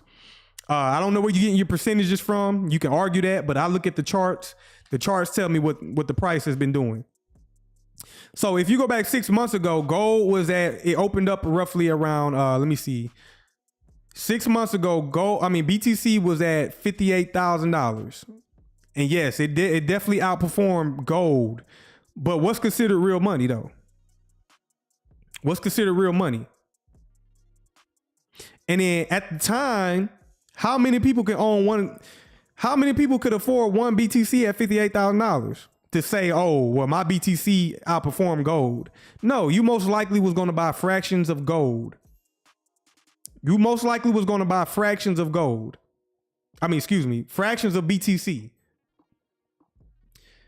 So Lenny, you telling me 6 months ago, and I'm not coming at you or nothing, don't take this no type of way. I'm saying 6 months ago, the average person was able to buy a $58,000 Bitcoin and hold it until now and profit, whatever percentage.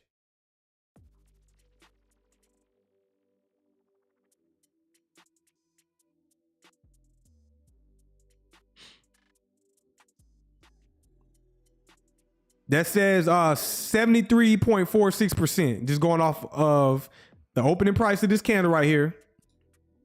Opening price up to the all-time high for a Bitcoin. That's around 73%. I got you, Lenny. I got you. That's 73%. Now let's go look at gold.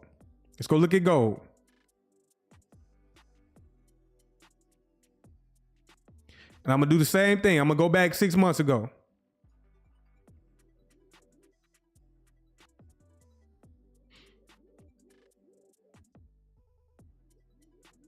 So the opening price, which 6 months ago, gold was it opened at 1,900. And that's clearly a large percentage gain. 1,900 all the way up to right now, 59%. 59% compared to 73% Bitcoin.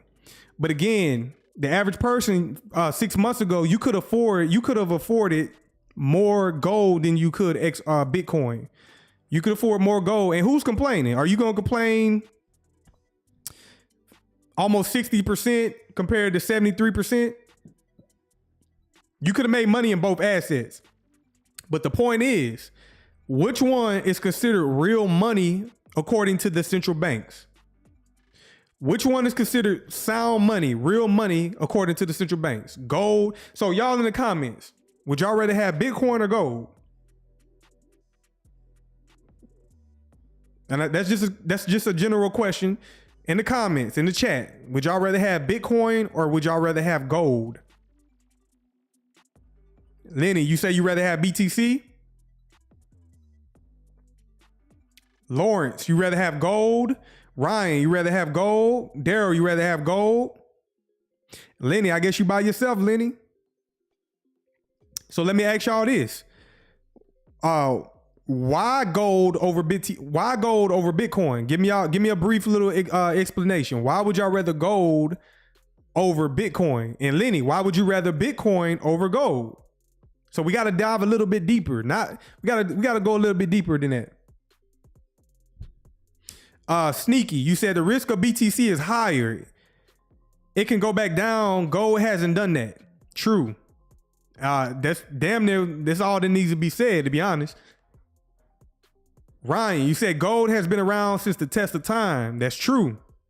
Frozen, gold has institutional uses. Yes.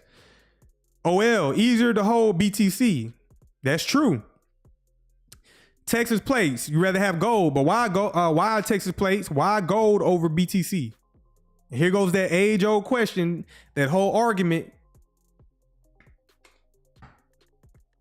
Me personally, give me the gold. Give me the gold. Give me the gold. Give me the gold. I'll figure out how to store it, but give me the gold. Ryan, you said you could trade gold hand to hand. Yes.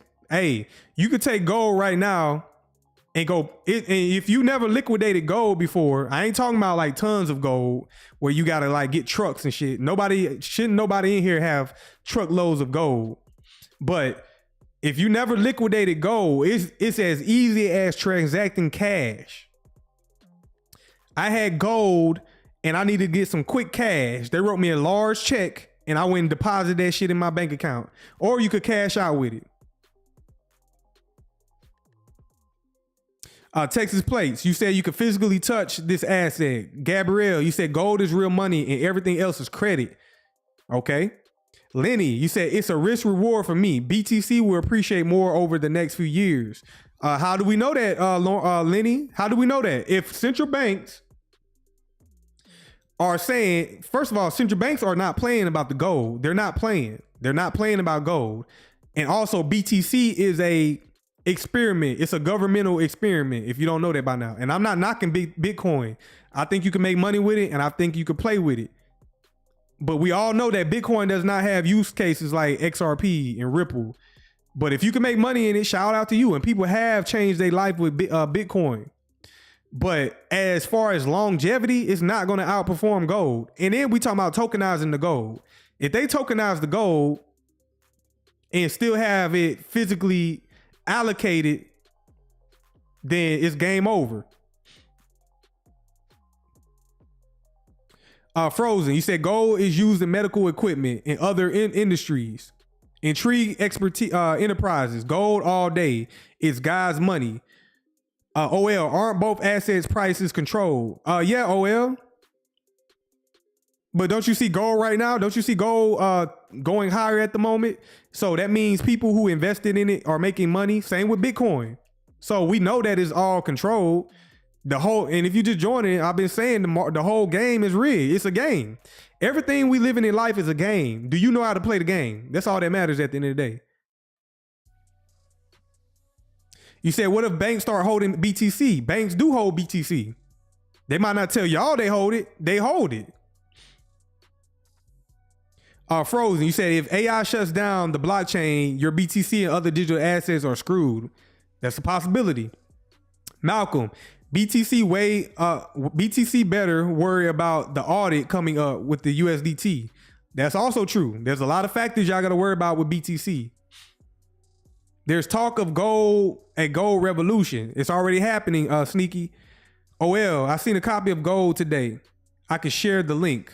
Post it in the description. Post it in the chat, OL. Go ahead. But me personally, I have nothing against Bitcoin. I heard about Bitcoin back in like 2010, 2013, and I wrote it off. I wasn't ready for it. My mind wasn't ready for it. I was a young 20-year-old. But now it's amazing to watch what it done. It's pretty much the best performing asset in the last whatever. Yes, it has outperformed gold. But at the end of the day, you can go to any country in the world. They're going to accept gold. Not everybody's going to accept Bitcoin. Not everybody's going to accept Bitcoin. If I wanted to go to buy some land in Kenya or Ghana, I can go to those countries with gold and they're going to take that gold and give me that land. They're not going to do that for Bitcoin and crypto. Not every country.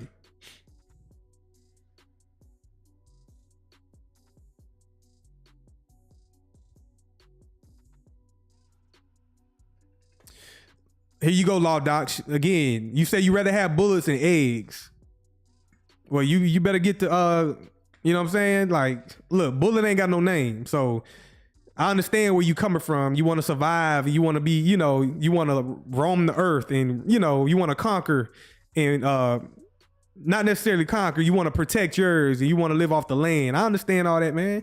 But that ain't you can play that game. I'm going to hire some bodyguards. I'm going to hire the security. I'm going to employ some people. Life is about perspective and perception. Like, if you had that mindset that the world is going to come to an end and I better get egg, well, you can of course, anything can happen, but you know what I'm saying? You too far in the rabbit hole. You don't think I got guns and bullets where I'm at? But again, who at the end of the day, who trying to use these guns and bullets? Who trying to use all that? Who trying to survive for eggs? But as you looked at the beginning of the live stream, you see most people complaining. Most people aren't aware of this information. Most people don't study the markets. Most people don't understand how to make money in these markets. So here we are in this chat. It's only 24 people in this chat. Y'all are probably the 1% of people or less in the world that are smart enough to see opportunity that's currently available. And let everybody else. Okay, if there's militias over here fighting the war. You think I'm going to go participate in that? You think I'm going to run towards that? No, I'm going to go the opposite way. I'm going to flee. I'm going to go somewhere else where it's peaceful. If shit hit the fan, I'm going to try my best to go somewhere where it's peaceful.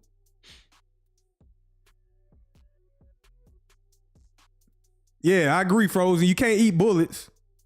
You can't eat bullets. You can't eat gold. Yeah, you got to eat food. Scott, you said, what are your thoughts on the 1 month BISI on BTC from 2020?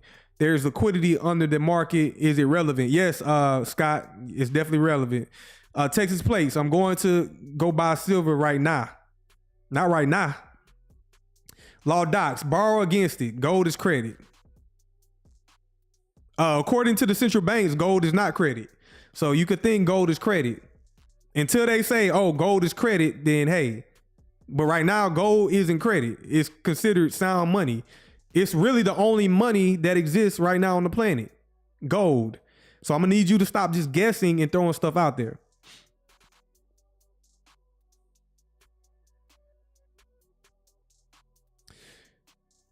Let me go look at Bitcoin right quick. Bitcoin. This is what you're talking about right here, Scott. Right here, 2020. See, I already be knowing. That was 2024. Let me go out right quick. You said on the monthly time frame, 2020.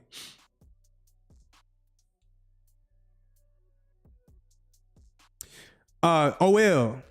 Can't they change that? We at they merge. They can do whatever they want. OL, yes. And all you can do is adjust. Y'all gonna stop living in fear, man. If y'all gonna come over my channel, we don't live in fear. We take action. Everything is in the mind. So if y'all let these people control your mind, then they got you.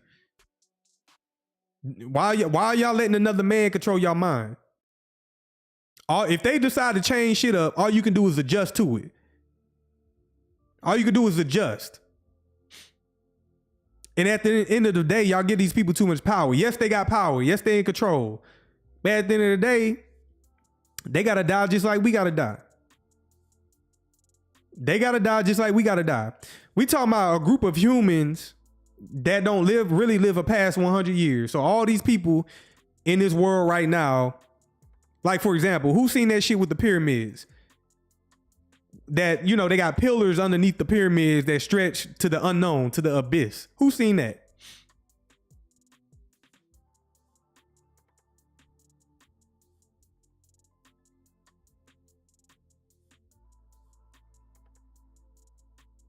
Frozen, you saw that when they were talking about the pyramids in Egypt and how it's pretty much like a brand new discovery.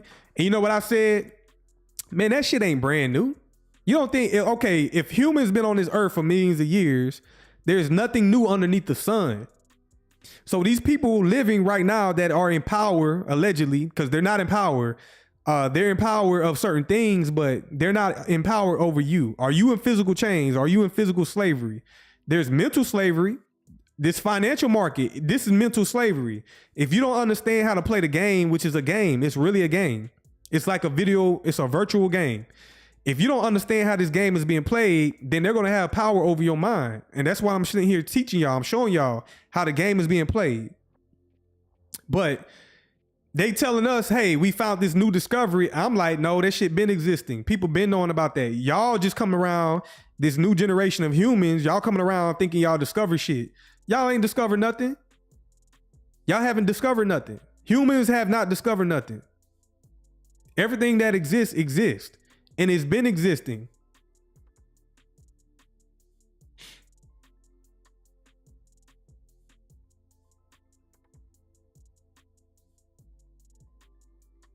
ZZ, you say you're still wondering how the hell they carried these damn pyramid blocks and built it back then. That's because civilization, humans were more advanced back then. They was finding laser. If we talk about Egyptian times, they had laser weapons. They had those pyramids were allegedly generators. Like imagine not having light poles and electricity. They was using free energy. But people don't, you know what I'm saying? Those civilizations were way ahead of us. And all we trying to do is understand these generations that are living now, They're just trying to understand what the hell they were doing because they don't understand it. They can't conceive it. So you got civilizations that were way more advanced than currently on this planet. And then eventually that cycle repeats itself. The earth, the planet is on a loop. Everything comes back around so many centuries, so many, eons. And it just continues to go in a loop, circle back in the loop. We go from a dark age back to the enlightening age, and it just keeps cycling.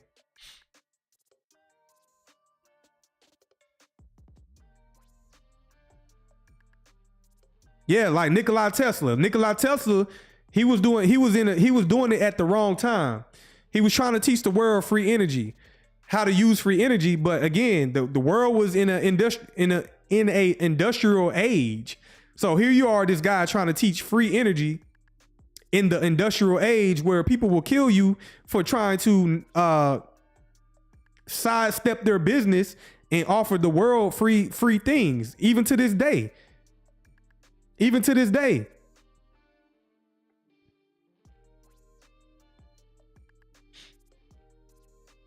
Law Docs, you still talking about bullets and shit, man. We off that, man. We off that. If you want to go live with the bullets.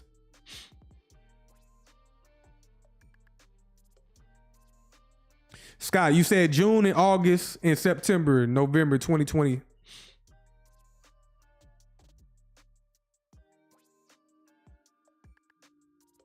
Oh, Scott, I ain't worried about this. I'm not worried about this back here. Now, if they decide to bring it down here, hey, it's a factor, but I'm not worried about during this time back here. Right here. You talking about this BISI right here. We already used that and we moved away from it. That you're pretty much saying Bitcoin will come back down to 7,400. That's what you're calling right there. Now, if they want to, because, hey, it's still out there for Bitcoin. We don't really know. But Scott, you're pretty much saying it could come back down to 7,400. I'm not concerned about that right now at this moment. I'm not worried about that. We're far removed from that. We're way up here.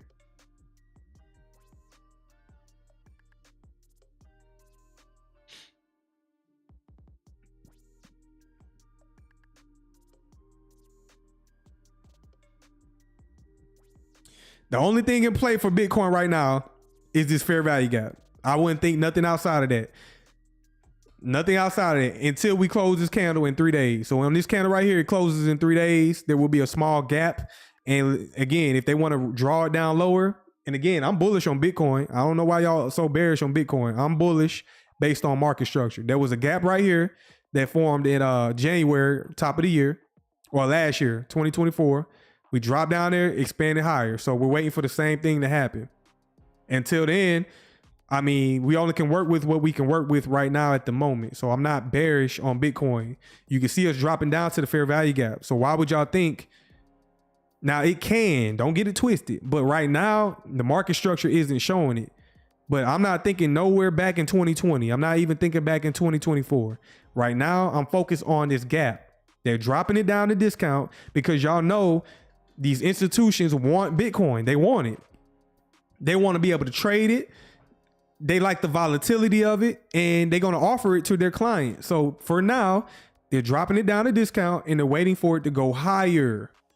BISI, algorithmic, buy side imbalance. They didn't offer any sell side delivery. Now they're offering the sell side delivery. That's a time for the institutions to accumulate, just like we did right here. Same shit. Drop down to discount. And it stayed down there for like 6-7 months.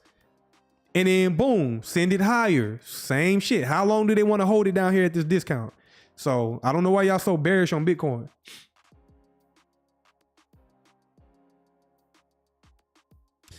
But y'all hit that like button if y'all join this live stream. If y'all want to learn technical analysis, go ahead and go subscribe to my Patreon. Subscribe to the Patreon if y'all want to learn technical analysis. For y'all that are in the Patreon, go ahead and give some feedback to the community. And also, I forgot I was going to ask y'all something. The people that have subscribed, make sure y'all, if you decide to subscribe, make sure you down Discord. You need to download Discord and sync your Discord to the Patreon. So if you decide to come subscribe to the Patreon, download the Discord and then subscribe to the Patreon. And then for the people that are in the Patreon, y'all give y'all testimony. If y'all been going through the lessons, tell me your testimony in the comments so that other people can understand what they will be getting into. So y'all let people know down there in the comments. But that's gold. Let me go down to a lower time frame on gold. Let's go down to the monthly. Monthly time frame on gold. Gold is breaking it, tearing out right now. And again, I prefer gold. I prefer gold.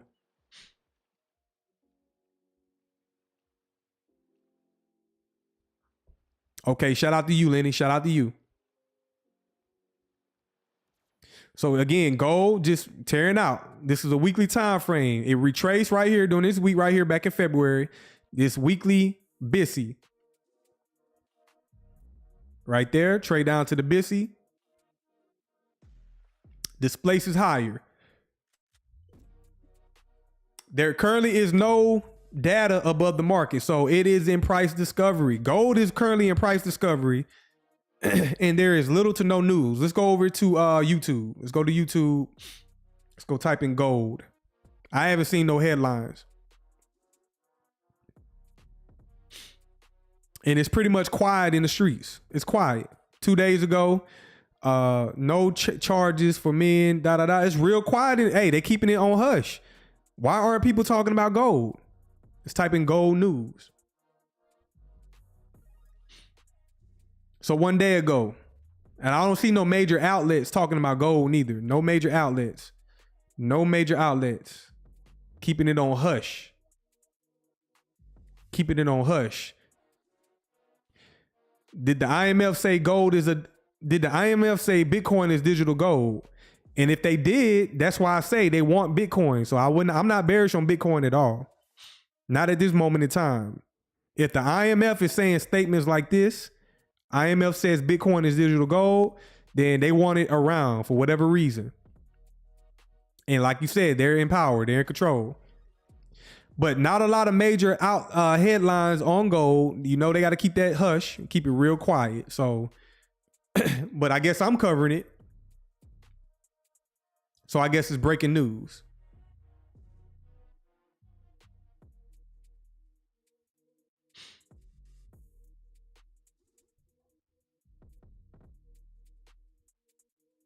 Let's go down to the daily on gold. We got 19 hours or 20 hours left. And then that market would close. Gold would close. And you can see order flow bullish. Market maker buy model. So look at the extreme. So this is when the market is in a hurry. Whenever you see price action moving like this, and this is a daily candle or a daily time frame. When you see it just like moving in sync like this, and it's like not a lot of deep retracements, it's in a hurry. It's in a hurry to get somewhere. It's in a hurry to move higher. And as I look at this, they're keeping it real quiet. They don't want to make a lot of noise about gold moving higher. They don't want to make a lot of noise about this gold asset moving higher. So it's a daily fair value gap right here. This was a retracement. If you ever wanted to trade gold, let me go look at the ticker for gold. Let's go to the CME. Let's go to markets, metals, gold futures. The ticker for gold futures is GCJ5. So GCJ5.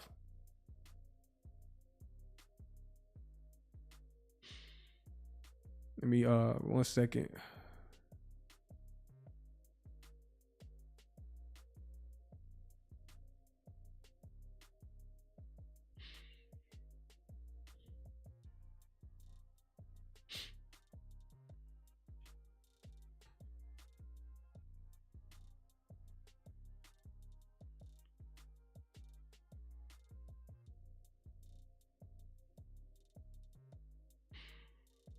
June contract, June, right here, April contract. So this is the gold futures market right here, gold futures. You can see it's going higher. This is the market you want to come to the futures market and trade the futures market of gold. So what I'm gonna do is let's go back down to the weekly On the weekly time frame, like I said, it's in a hurry to get somewhere. And when you see the market like this, all you do is stay with the trend. You just stay with order flow. So this is the daily time frame. You see the market retrace. What is this right here? Y'all tell me, what is this? What is this? It's two things, but what is it?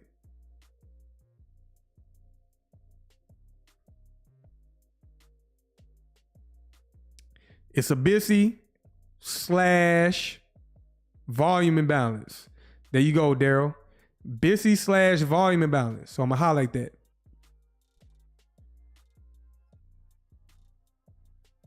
And what do I mean BISI / volume imbalance? So look right here. There's a volume imbalance where the bodies don't touch.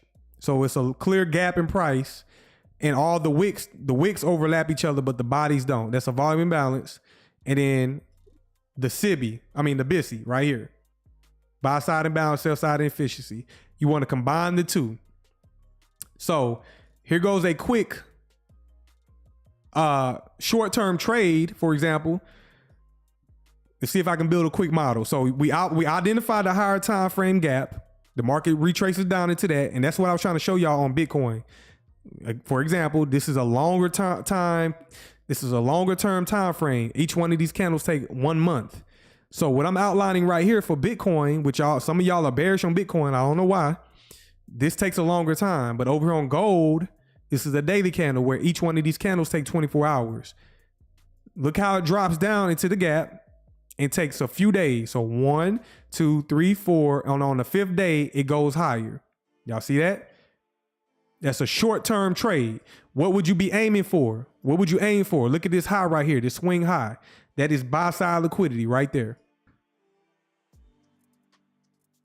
Buy-side liquidity. So as the market drops down a discount, you could look for a order in here and hold short term for a few days. But let's go down the lower time frame. So from the daily, let's go down to the hourly. Daily down to the hourly. Let me adjust this. I don't like these blue lines on my chart. Boom.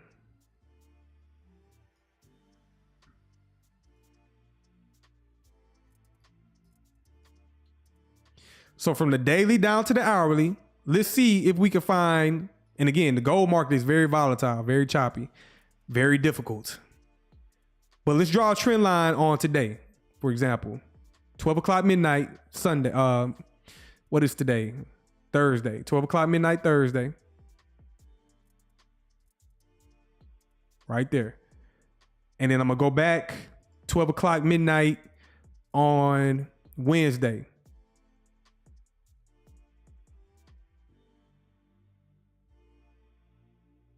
And I'm going to do one more 12 o'clock midnight on Tuesday.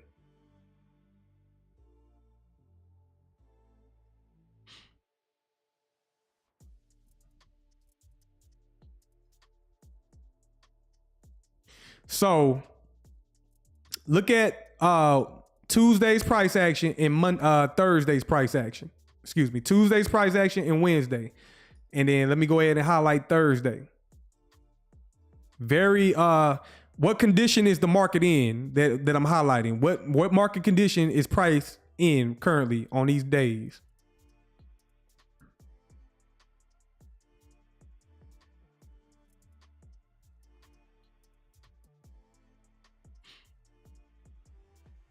Anybody know? Yes, it's a consolidation. Also, shout out to you, Lenny. High resistance liquidity and a consolidation. But that doesn't mean you can't find opportunities in the market. So for example, you can see the market hanging down at discount. So what you're doing is on the daily, you're waiting for the market to retrace down to discount. It does it on a Friday of last week. We open up on Monday. And let's go back down to the 1 hour.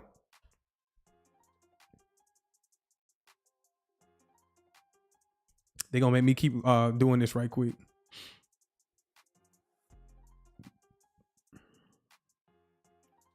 All right, right there. That was Friday of last week. Monday, Tuesday, Wednesday, Thursday. And then we're about to go into Friday's trading. Me personally, I'll be out the market. I would be out the market Friday. I would not trade on Friday because the objective was accomplished. So you can see on Friday last week, the market dropped down to discount. And this is the futures markets. Let's find the new week opening gap. I introduced this yesterday. So we want to get Friday's closing price. Come back over here. 1 second. I'm gonna introduce y'all to the new week opening gap. Be patient with me.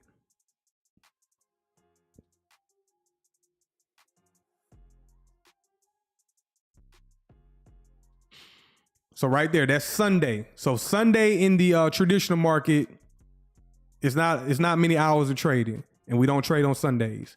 But what I'm gonna do is I'm gonna highlight the new week opening gap, which is the closing price from Friday of last week, which is right there, closing price. Give it another color.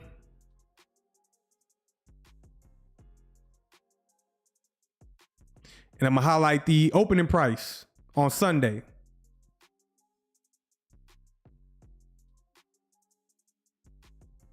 Right there. So the closing price and the opening price. And what I'm gonna do is I'm gonna drag it out in time. And you can see how the market trades around it all week. Now there's several opportunities to get in the market. So on the higher time frame, you know that the market dropped down to discount. So what you're going to be trying to do is, because you identified that the market is in a consolidation and it's high resistance, it's very difficult at the moment. So what you want to do is you want to go down to lower time frames and find an opportunity. First one I see was right here, 12 o'clock midnight on a Tuesday. On that day right there, there's two things that you could have used. What is this right here? What is this? What kind of candle is this? And this formed on Monday.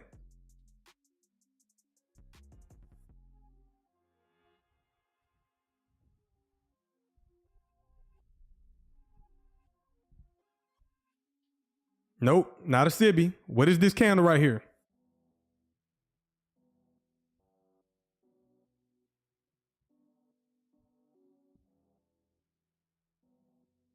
It's a order block. It's an order block. So let me highlight that for y'all. There you go, Gabrielle, order block.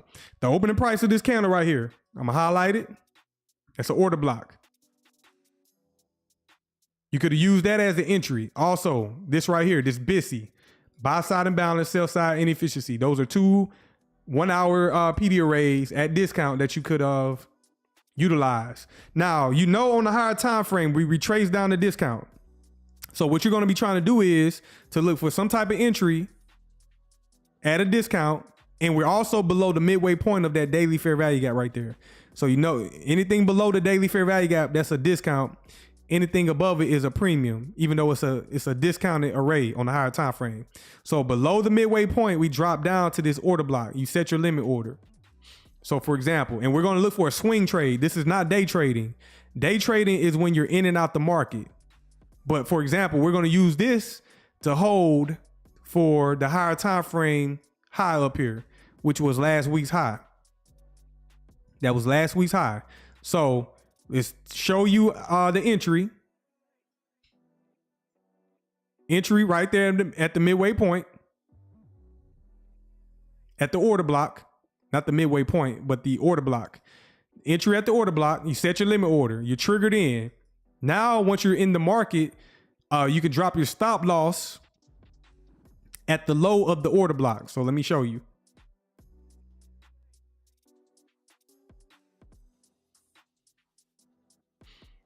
Right there. That's the low of the order block. That's where your stop loss is.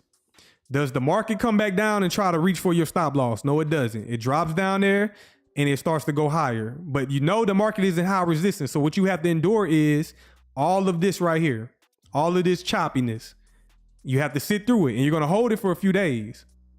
So after your entry, your exit will be at last week's high. And this is trading gold in the futures market. Trading gold in the futures market. So this trade, short-term trading, normally lasts between 2 to 5 days, where you're going to enter a position and you're going to be out the market within a 2 to 5 day time frame, sometimes less. You can be short-term trading in a day, but pretty much less than a week. That's considered short-term trading. So let's measure your entry up to your take profit. Entry up to take profit right there. Now let's go to the CME. Let's go to CME right here. This is the gold futures. This is the current chart I'm on.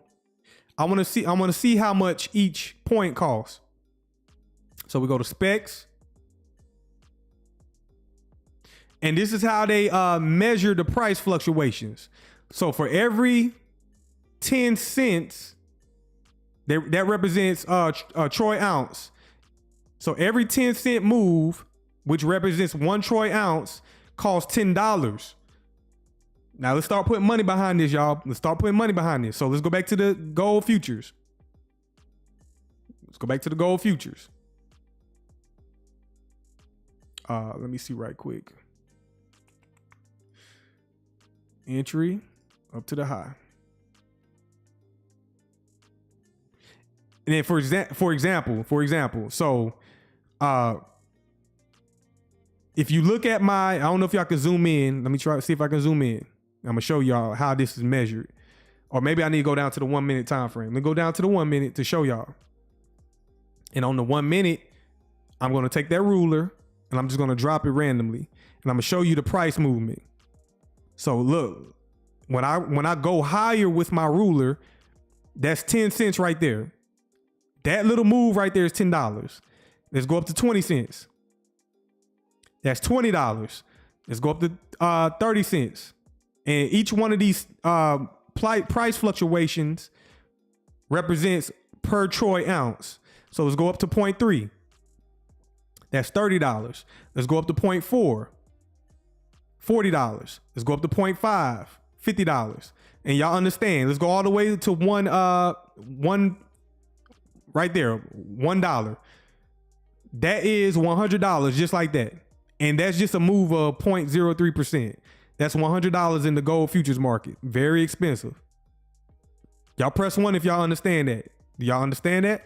Or could y'all see that? Do I need to go back over it? Let me know in the comments.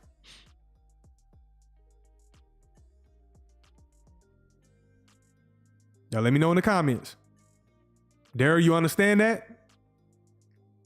Before I move on, let me know if I need to go back over it. Is Daryl the only one understanding that?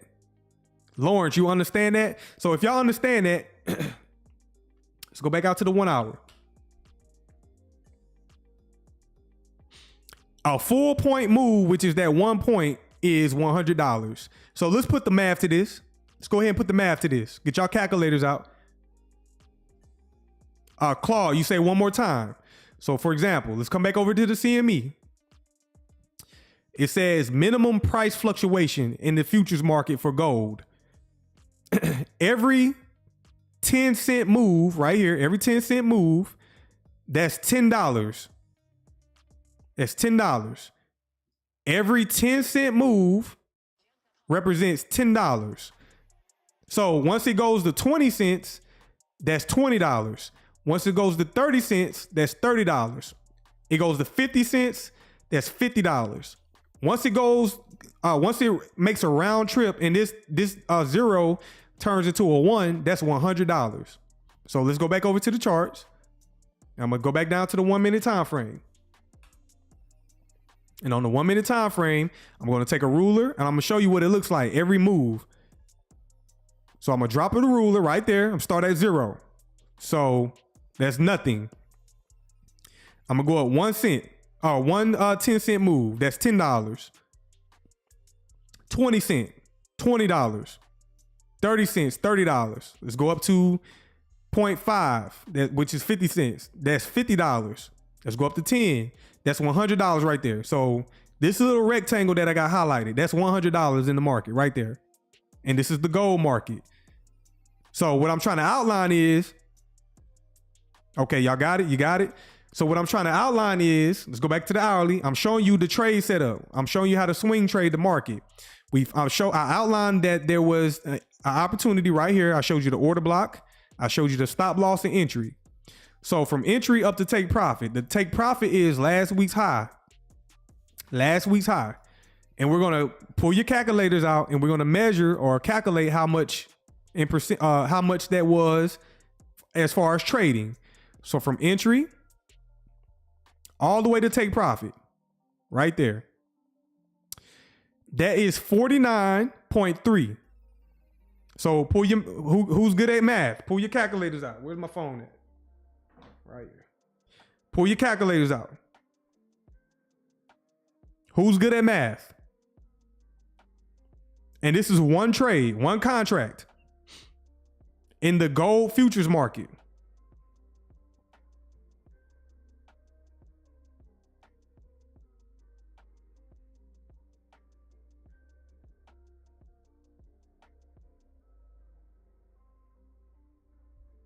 There y'all go.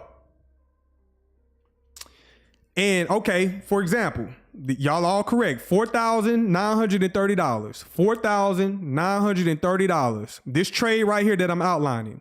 And this is using the real statistics from the futures. I go to the CME. I show you. This is the price fluctuation, how much it costs, and how much it pays out. $10 per fucking tick. Every tick is $10. It gets real expensive. Before we do that, let's measure our stop loss. Let's measure our stop loss. So let's know how much we're risking for that 4,900. You never want to forget the risk. Risk management is go from entry down to the low of the order block. That is 5.1. How much are you risking? If the market comes back on you, how much would you be willing to risk?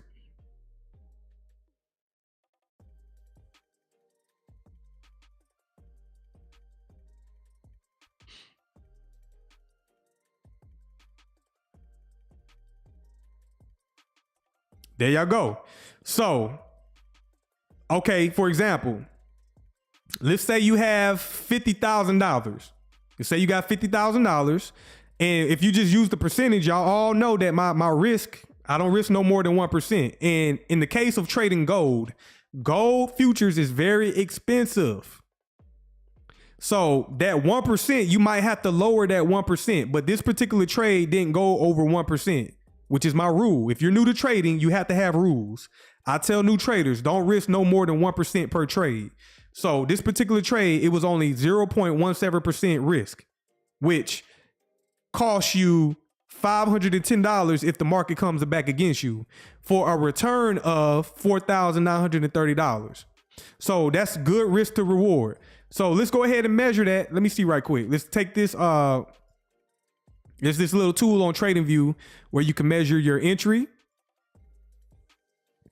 your stop loss, and your take profit.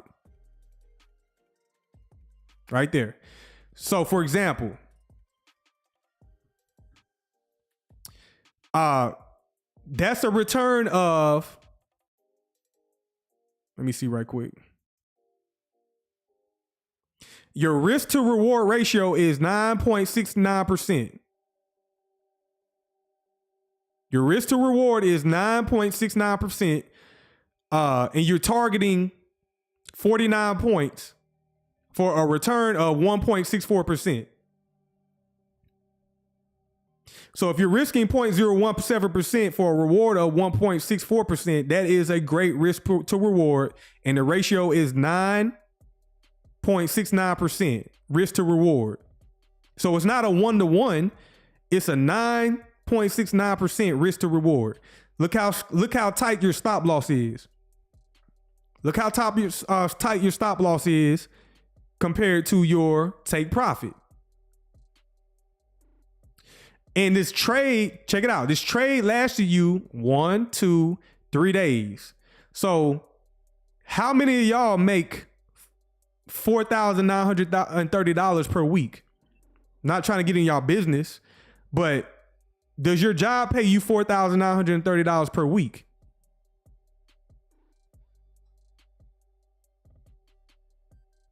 Does your job pay you $4,930 per week?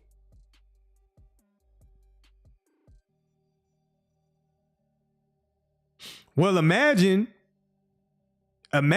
taking a trade and earning your weekly salary in 3 days. Imagine taking a trade and earning your weekly salary in 3 days. Yeah, yes, Sneaky. Every 0.01%, that's $10. Do I got to show y'all again? I think y'all are questioning it in the comments. Minimum fluctuation for the gold futures. And this is why I say, like, I don't know why people obsessed with meme coins. If you want to run up a bag, you come to the futures markets because that is where it's at. And it's not widely promoted. And I'm over here promoting the hell out of it. I need a check. I need a sponsorship or something. But minimum price fluctuation for the gold futures. Every 0.1 or 10 cent tick, which represents troy ounces, equals $10.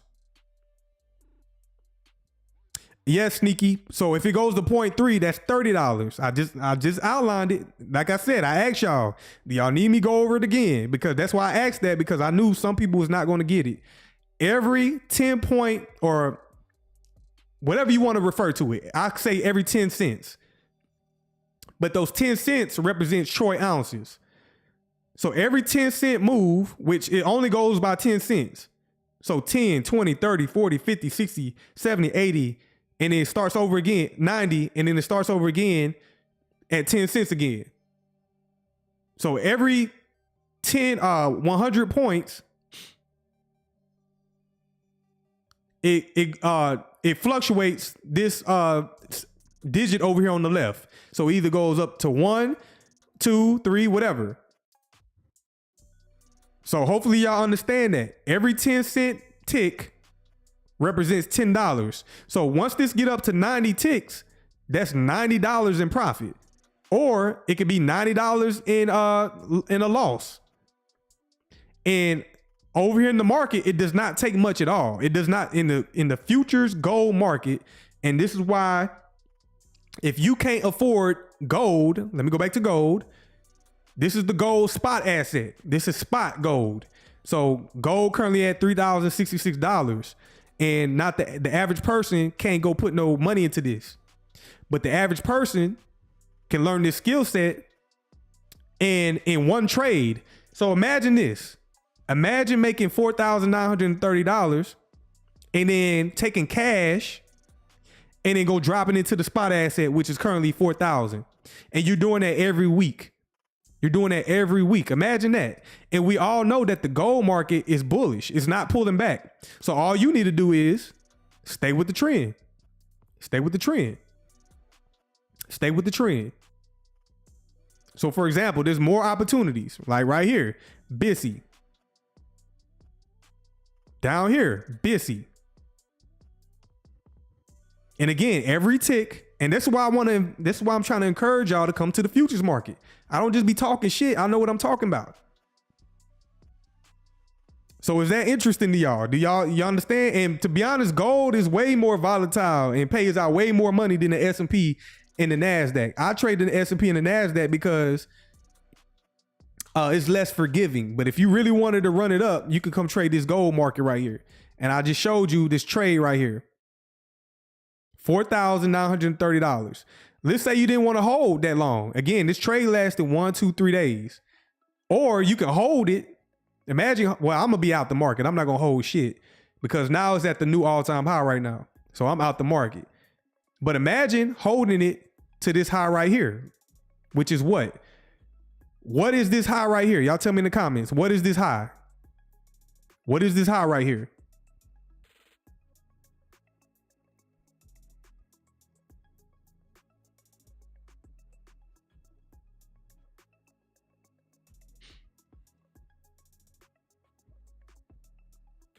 Shout out to you, Lenny. Previous day's high. Previous day's high. So let's say you didn't have the courage or the balls to hold it for last week's high.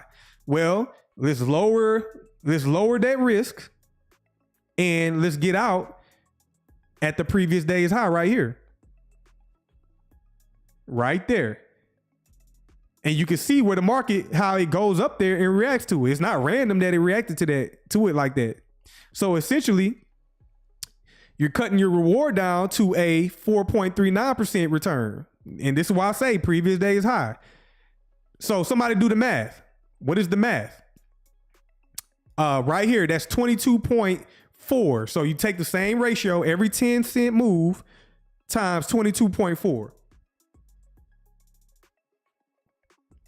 And that's pretty much a day trade right there. That's one day. That's a day trade. That's not a swing trade. That's a day trade.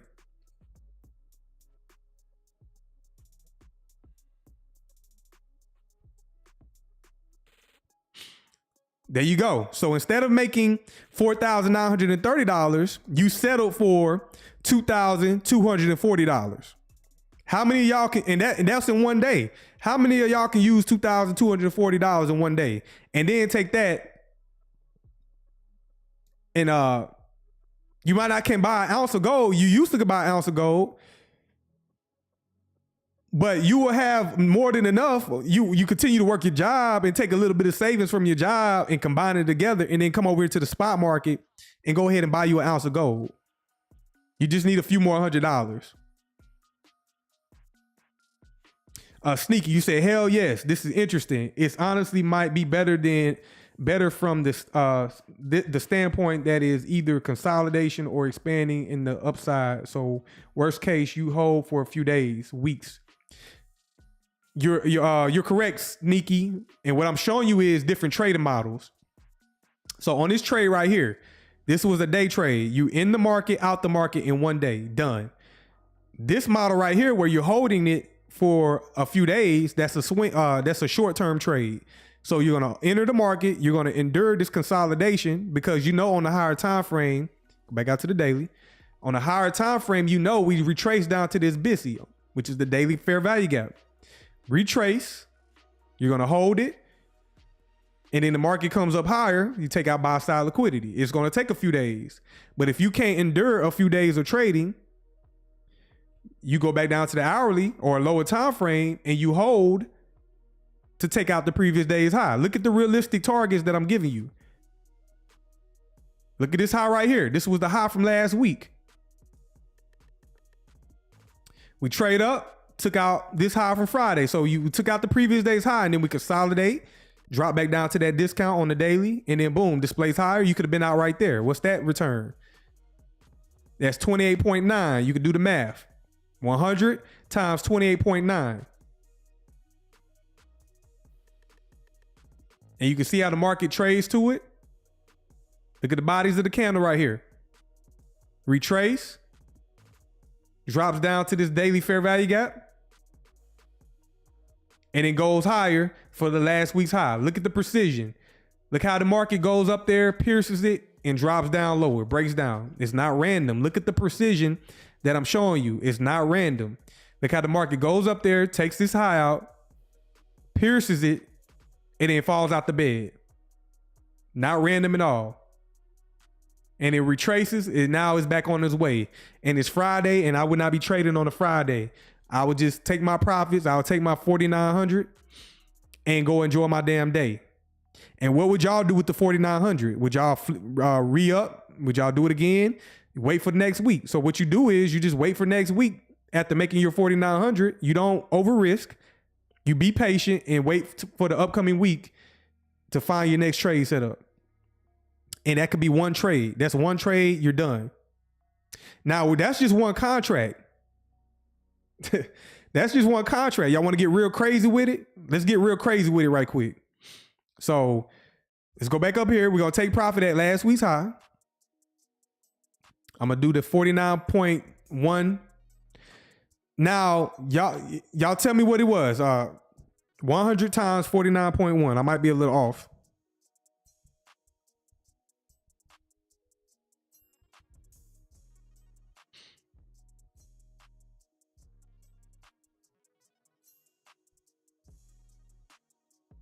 What y'all got? 49. Okay, we're going to run with the 49.30. We're going to run with the 49.30.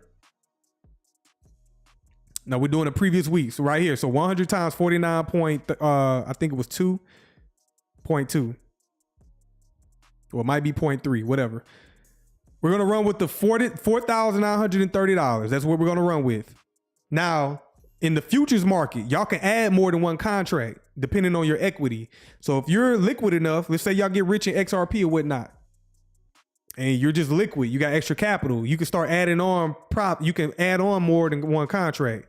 So let's check this out. Let's take 5 contracts. So on this trade right here that I just outlined, that was one contract that connects you $4,930. Now multiply that by 5.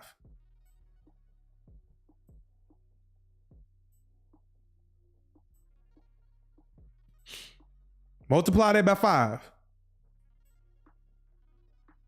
Because we want to put on 5 contracts.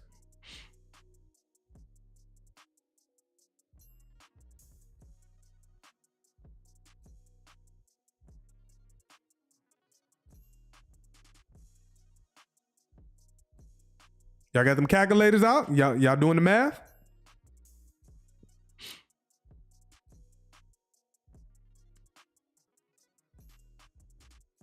Shout out to you, Daryl. Always on point. I appreciate your participation. You too, Lenny and Lawrence. That's $24,000. $24,650. If you don't think it's real, I'm telling you it's real. $24,650.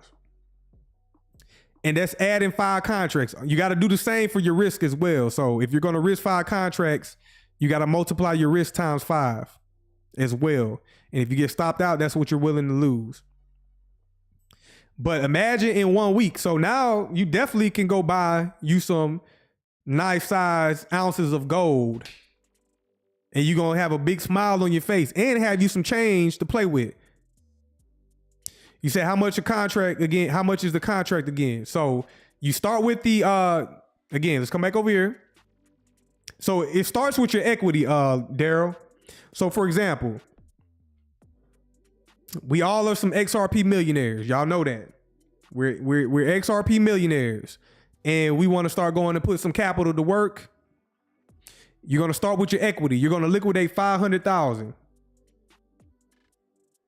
And it depends. Like you could do this with 50,000. You could do this with $50,000. But let's just make sure we got some safety net. If I'm not gonna risk that much, I'm not gonna go risk that much with $50,000, and I'm not gonna risk that much with 50K. I'm gonna be more frugal. If I got $50,000, I'm cool with 4,800. That's just me. I'm not greedy. I'm gonna be cool with the 4,800. I'm gonna take my money. That's it for the week, and I'm gonna wait till the next trade set up. I'm not gonna be greedy. But let's just say we got $500,000, or let's say 250. Let's say we got $250,000, and we're gonna measure the risk on that trade. 250. That's our starting equity. We liquidated some XRP. We got $250,000 in the broker account. Now let's go to the charts. And let's measure our risk again. I think it's right here. So here we are right here. My bad. Our risk is 5.1%. So we know that every tick is $10. So measure 100 times 5.1%.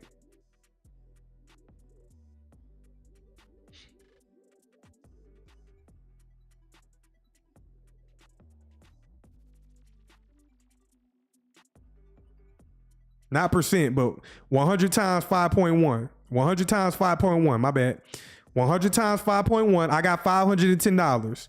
And we're going to add 5 contracts. So that's 510 times 5.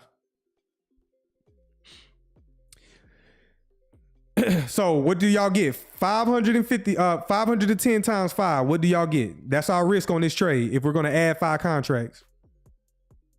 We have equity of 250K.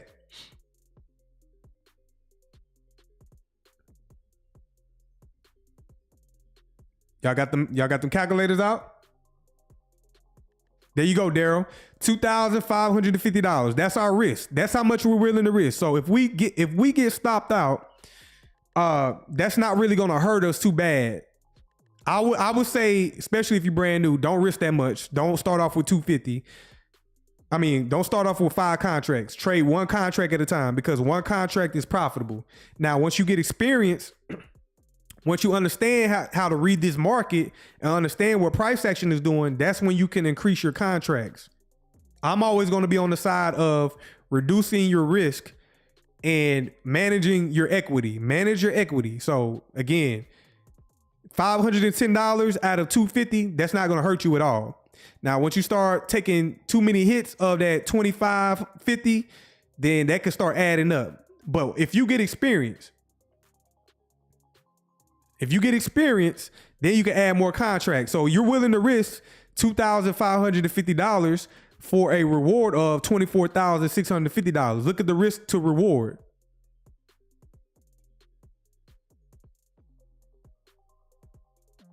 The CME, yes, the CME, us as retail, we can't go directly through the CME. Only large institutions and big banks can go through the CME. Us as retail, the brokers that I showed y'all,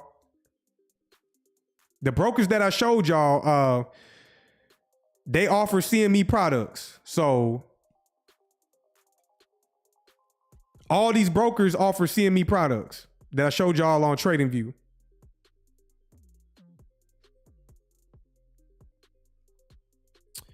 But hopefully y'all learned something. Hopefully y'all understand. Hopefully y'all learned something. Hopefully this was insightful. You use Fidelity. I'm not familiar with Fidelity. Daryl, as a seasonal trader, if you did your 2 to 3 trades for the day and don't get and got ready to sign off, but spotted a no-brainer opportunity on the charts, would you stick to the discipline? Oh yeah, I'm definitely sticking to it. I've done that, Daryl, and I got hurt. So definitely I'm sticking to 1 or 2 trades, and you're not going to be able to catch every trade. That's the beauty about the markets. You're not going to be able to be in every move. You got to go to sleep. You got to eat. You got to spend time with family. You have to structure your time around the times you want to trade. And it's okay not to be in the market every day. So look at this particular week. If I hypothetically traded, I missed Sunday, I missed Monday, I found the opportunity Tuesday, I hold from Tuesday, Wednesday, out the market Thursday, I'm not trading Friday. So essentially, I look for the opportunity 3 days out the week, really 1, and I held it for 3 days out the week. So that's not everyday trading. You don't need to be in the market every day. It's okay. And especially when y'all start making money and y'all have liquid capital, you're going to feel the need. Well, I don't have to be in the market every day, and still go find returns that will equal out a salary every week. You could be in the market 2 to 3 days a week and still go carve you out a salary every week. And then if you do good in 1 week, you could take a month off. Imagine that. So for example, adding those 5 contracts, you can go net you $24,000 and then take the rest of the month off. Why wouldn't you do that? That's the beauty of trading. How many people are interested in that? How many people, all the people struggling out in society, how many people want to go do that? This is why I'm talking about it. And I'm putting the real numbers behind it. I'm showing you how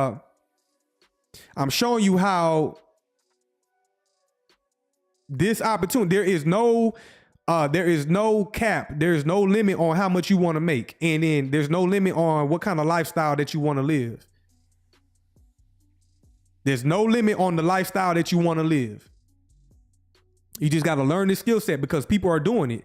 If you understand what you're doing, you put on 5 contracts, you get in and out within 3 days. That's $24,000. You don't need to do nothing else for the rest of the month. Be content. Out of $24,000, go pay your bill, go pay your monthly expenses. You probably can pay your expenses up for several months and still be good. Go buy you some, go treat your wife, go treat your kids. Don't splurge it. Just go treat yourself. And then take the rest of the month off. I'm gonna say put $10,000 to the side. So out of $24,000, put $10,000 to the side. That's what you're gonna use to put back into the market or invest. And you take the rest to pay down your bills, expenses, have some savings, and treat yourself and your family. And that's living better than most people in society. And that's not getting rich overnight, like most crypto people think.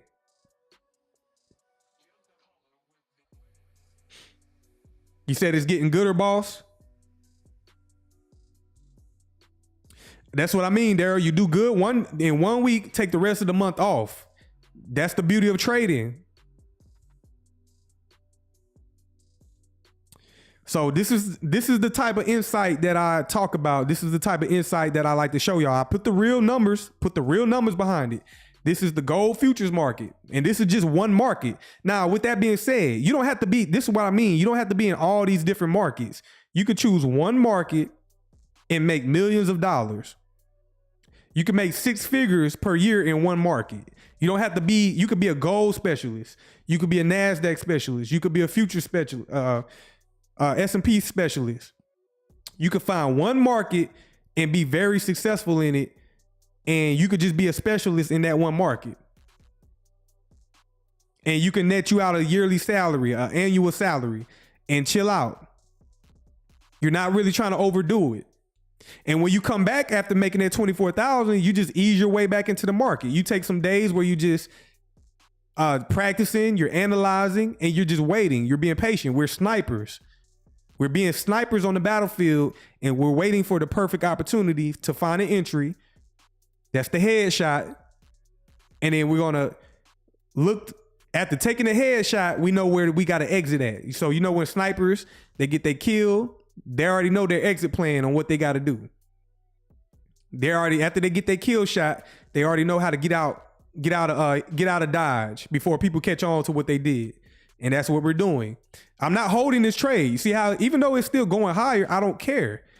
I knew where the market is going. Look, previous week's high. That's what I tell y'all. You hold to previous week's high. You get out. You took the headshot down here back on a Tuesday. You got out of Dodge on Thursday. And I don't care what the market does the rest of the week. It doesn't matter. And then boom, $24,000. I'm going to take the rest of the month off because I got the prize. So if y'all want to learn that skill set, y'all come over here, subscribe to the Patreon. Appreciate y'all joining. Hopefully this one was insightful. I pretty much freestyled this one. Again, I just wanted to show y'all different markets, different asset classes. I wanted to talk about different things. And there's money to be made in all these assets, not just crypto. And if you missed anything, go back and watch the live stream. If you want to join the Patreon. But I definitely appreciate y'all time. I'm going to get up out of here. I'm not going to hold y'all all night. We'll see what tomorrow holds. I don't know if I'm going live. I didn't feel like going live today, but I did it anyway, trying to be consistent. But I did it anyway. But I definitely appreciate y'all time. Y'all make sure y'all hit that like button, subscribe if you're brand new. And I will catch y'all on the next one. If you're in the Discord, y'all can chat with me. I'm always available. So y'all take it easy. Peace out.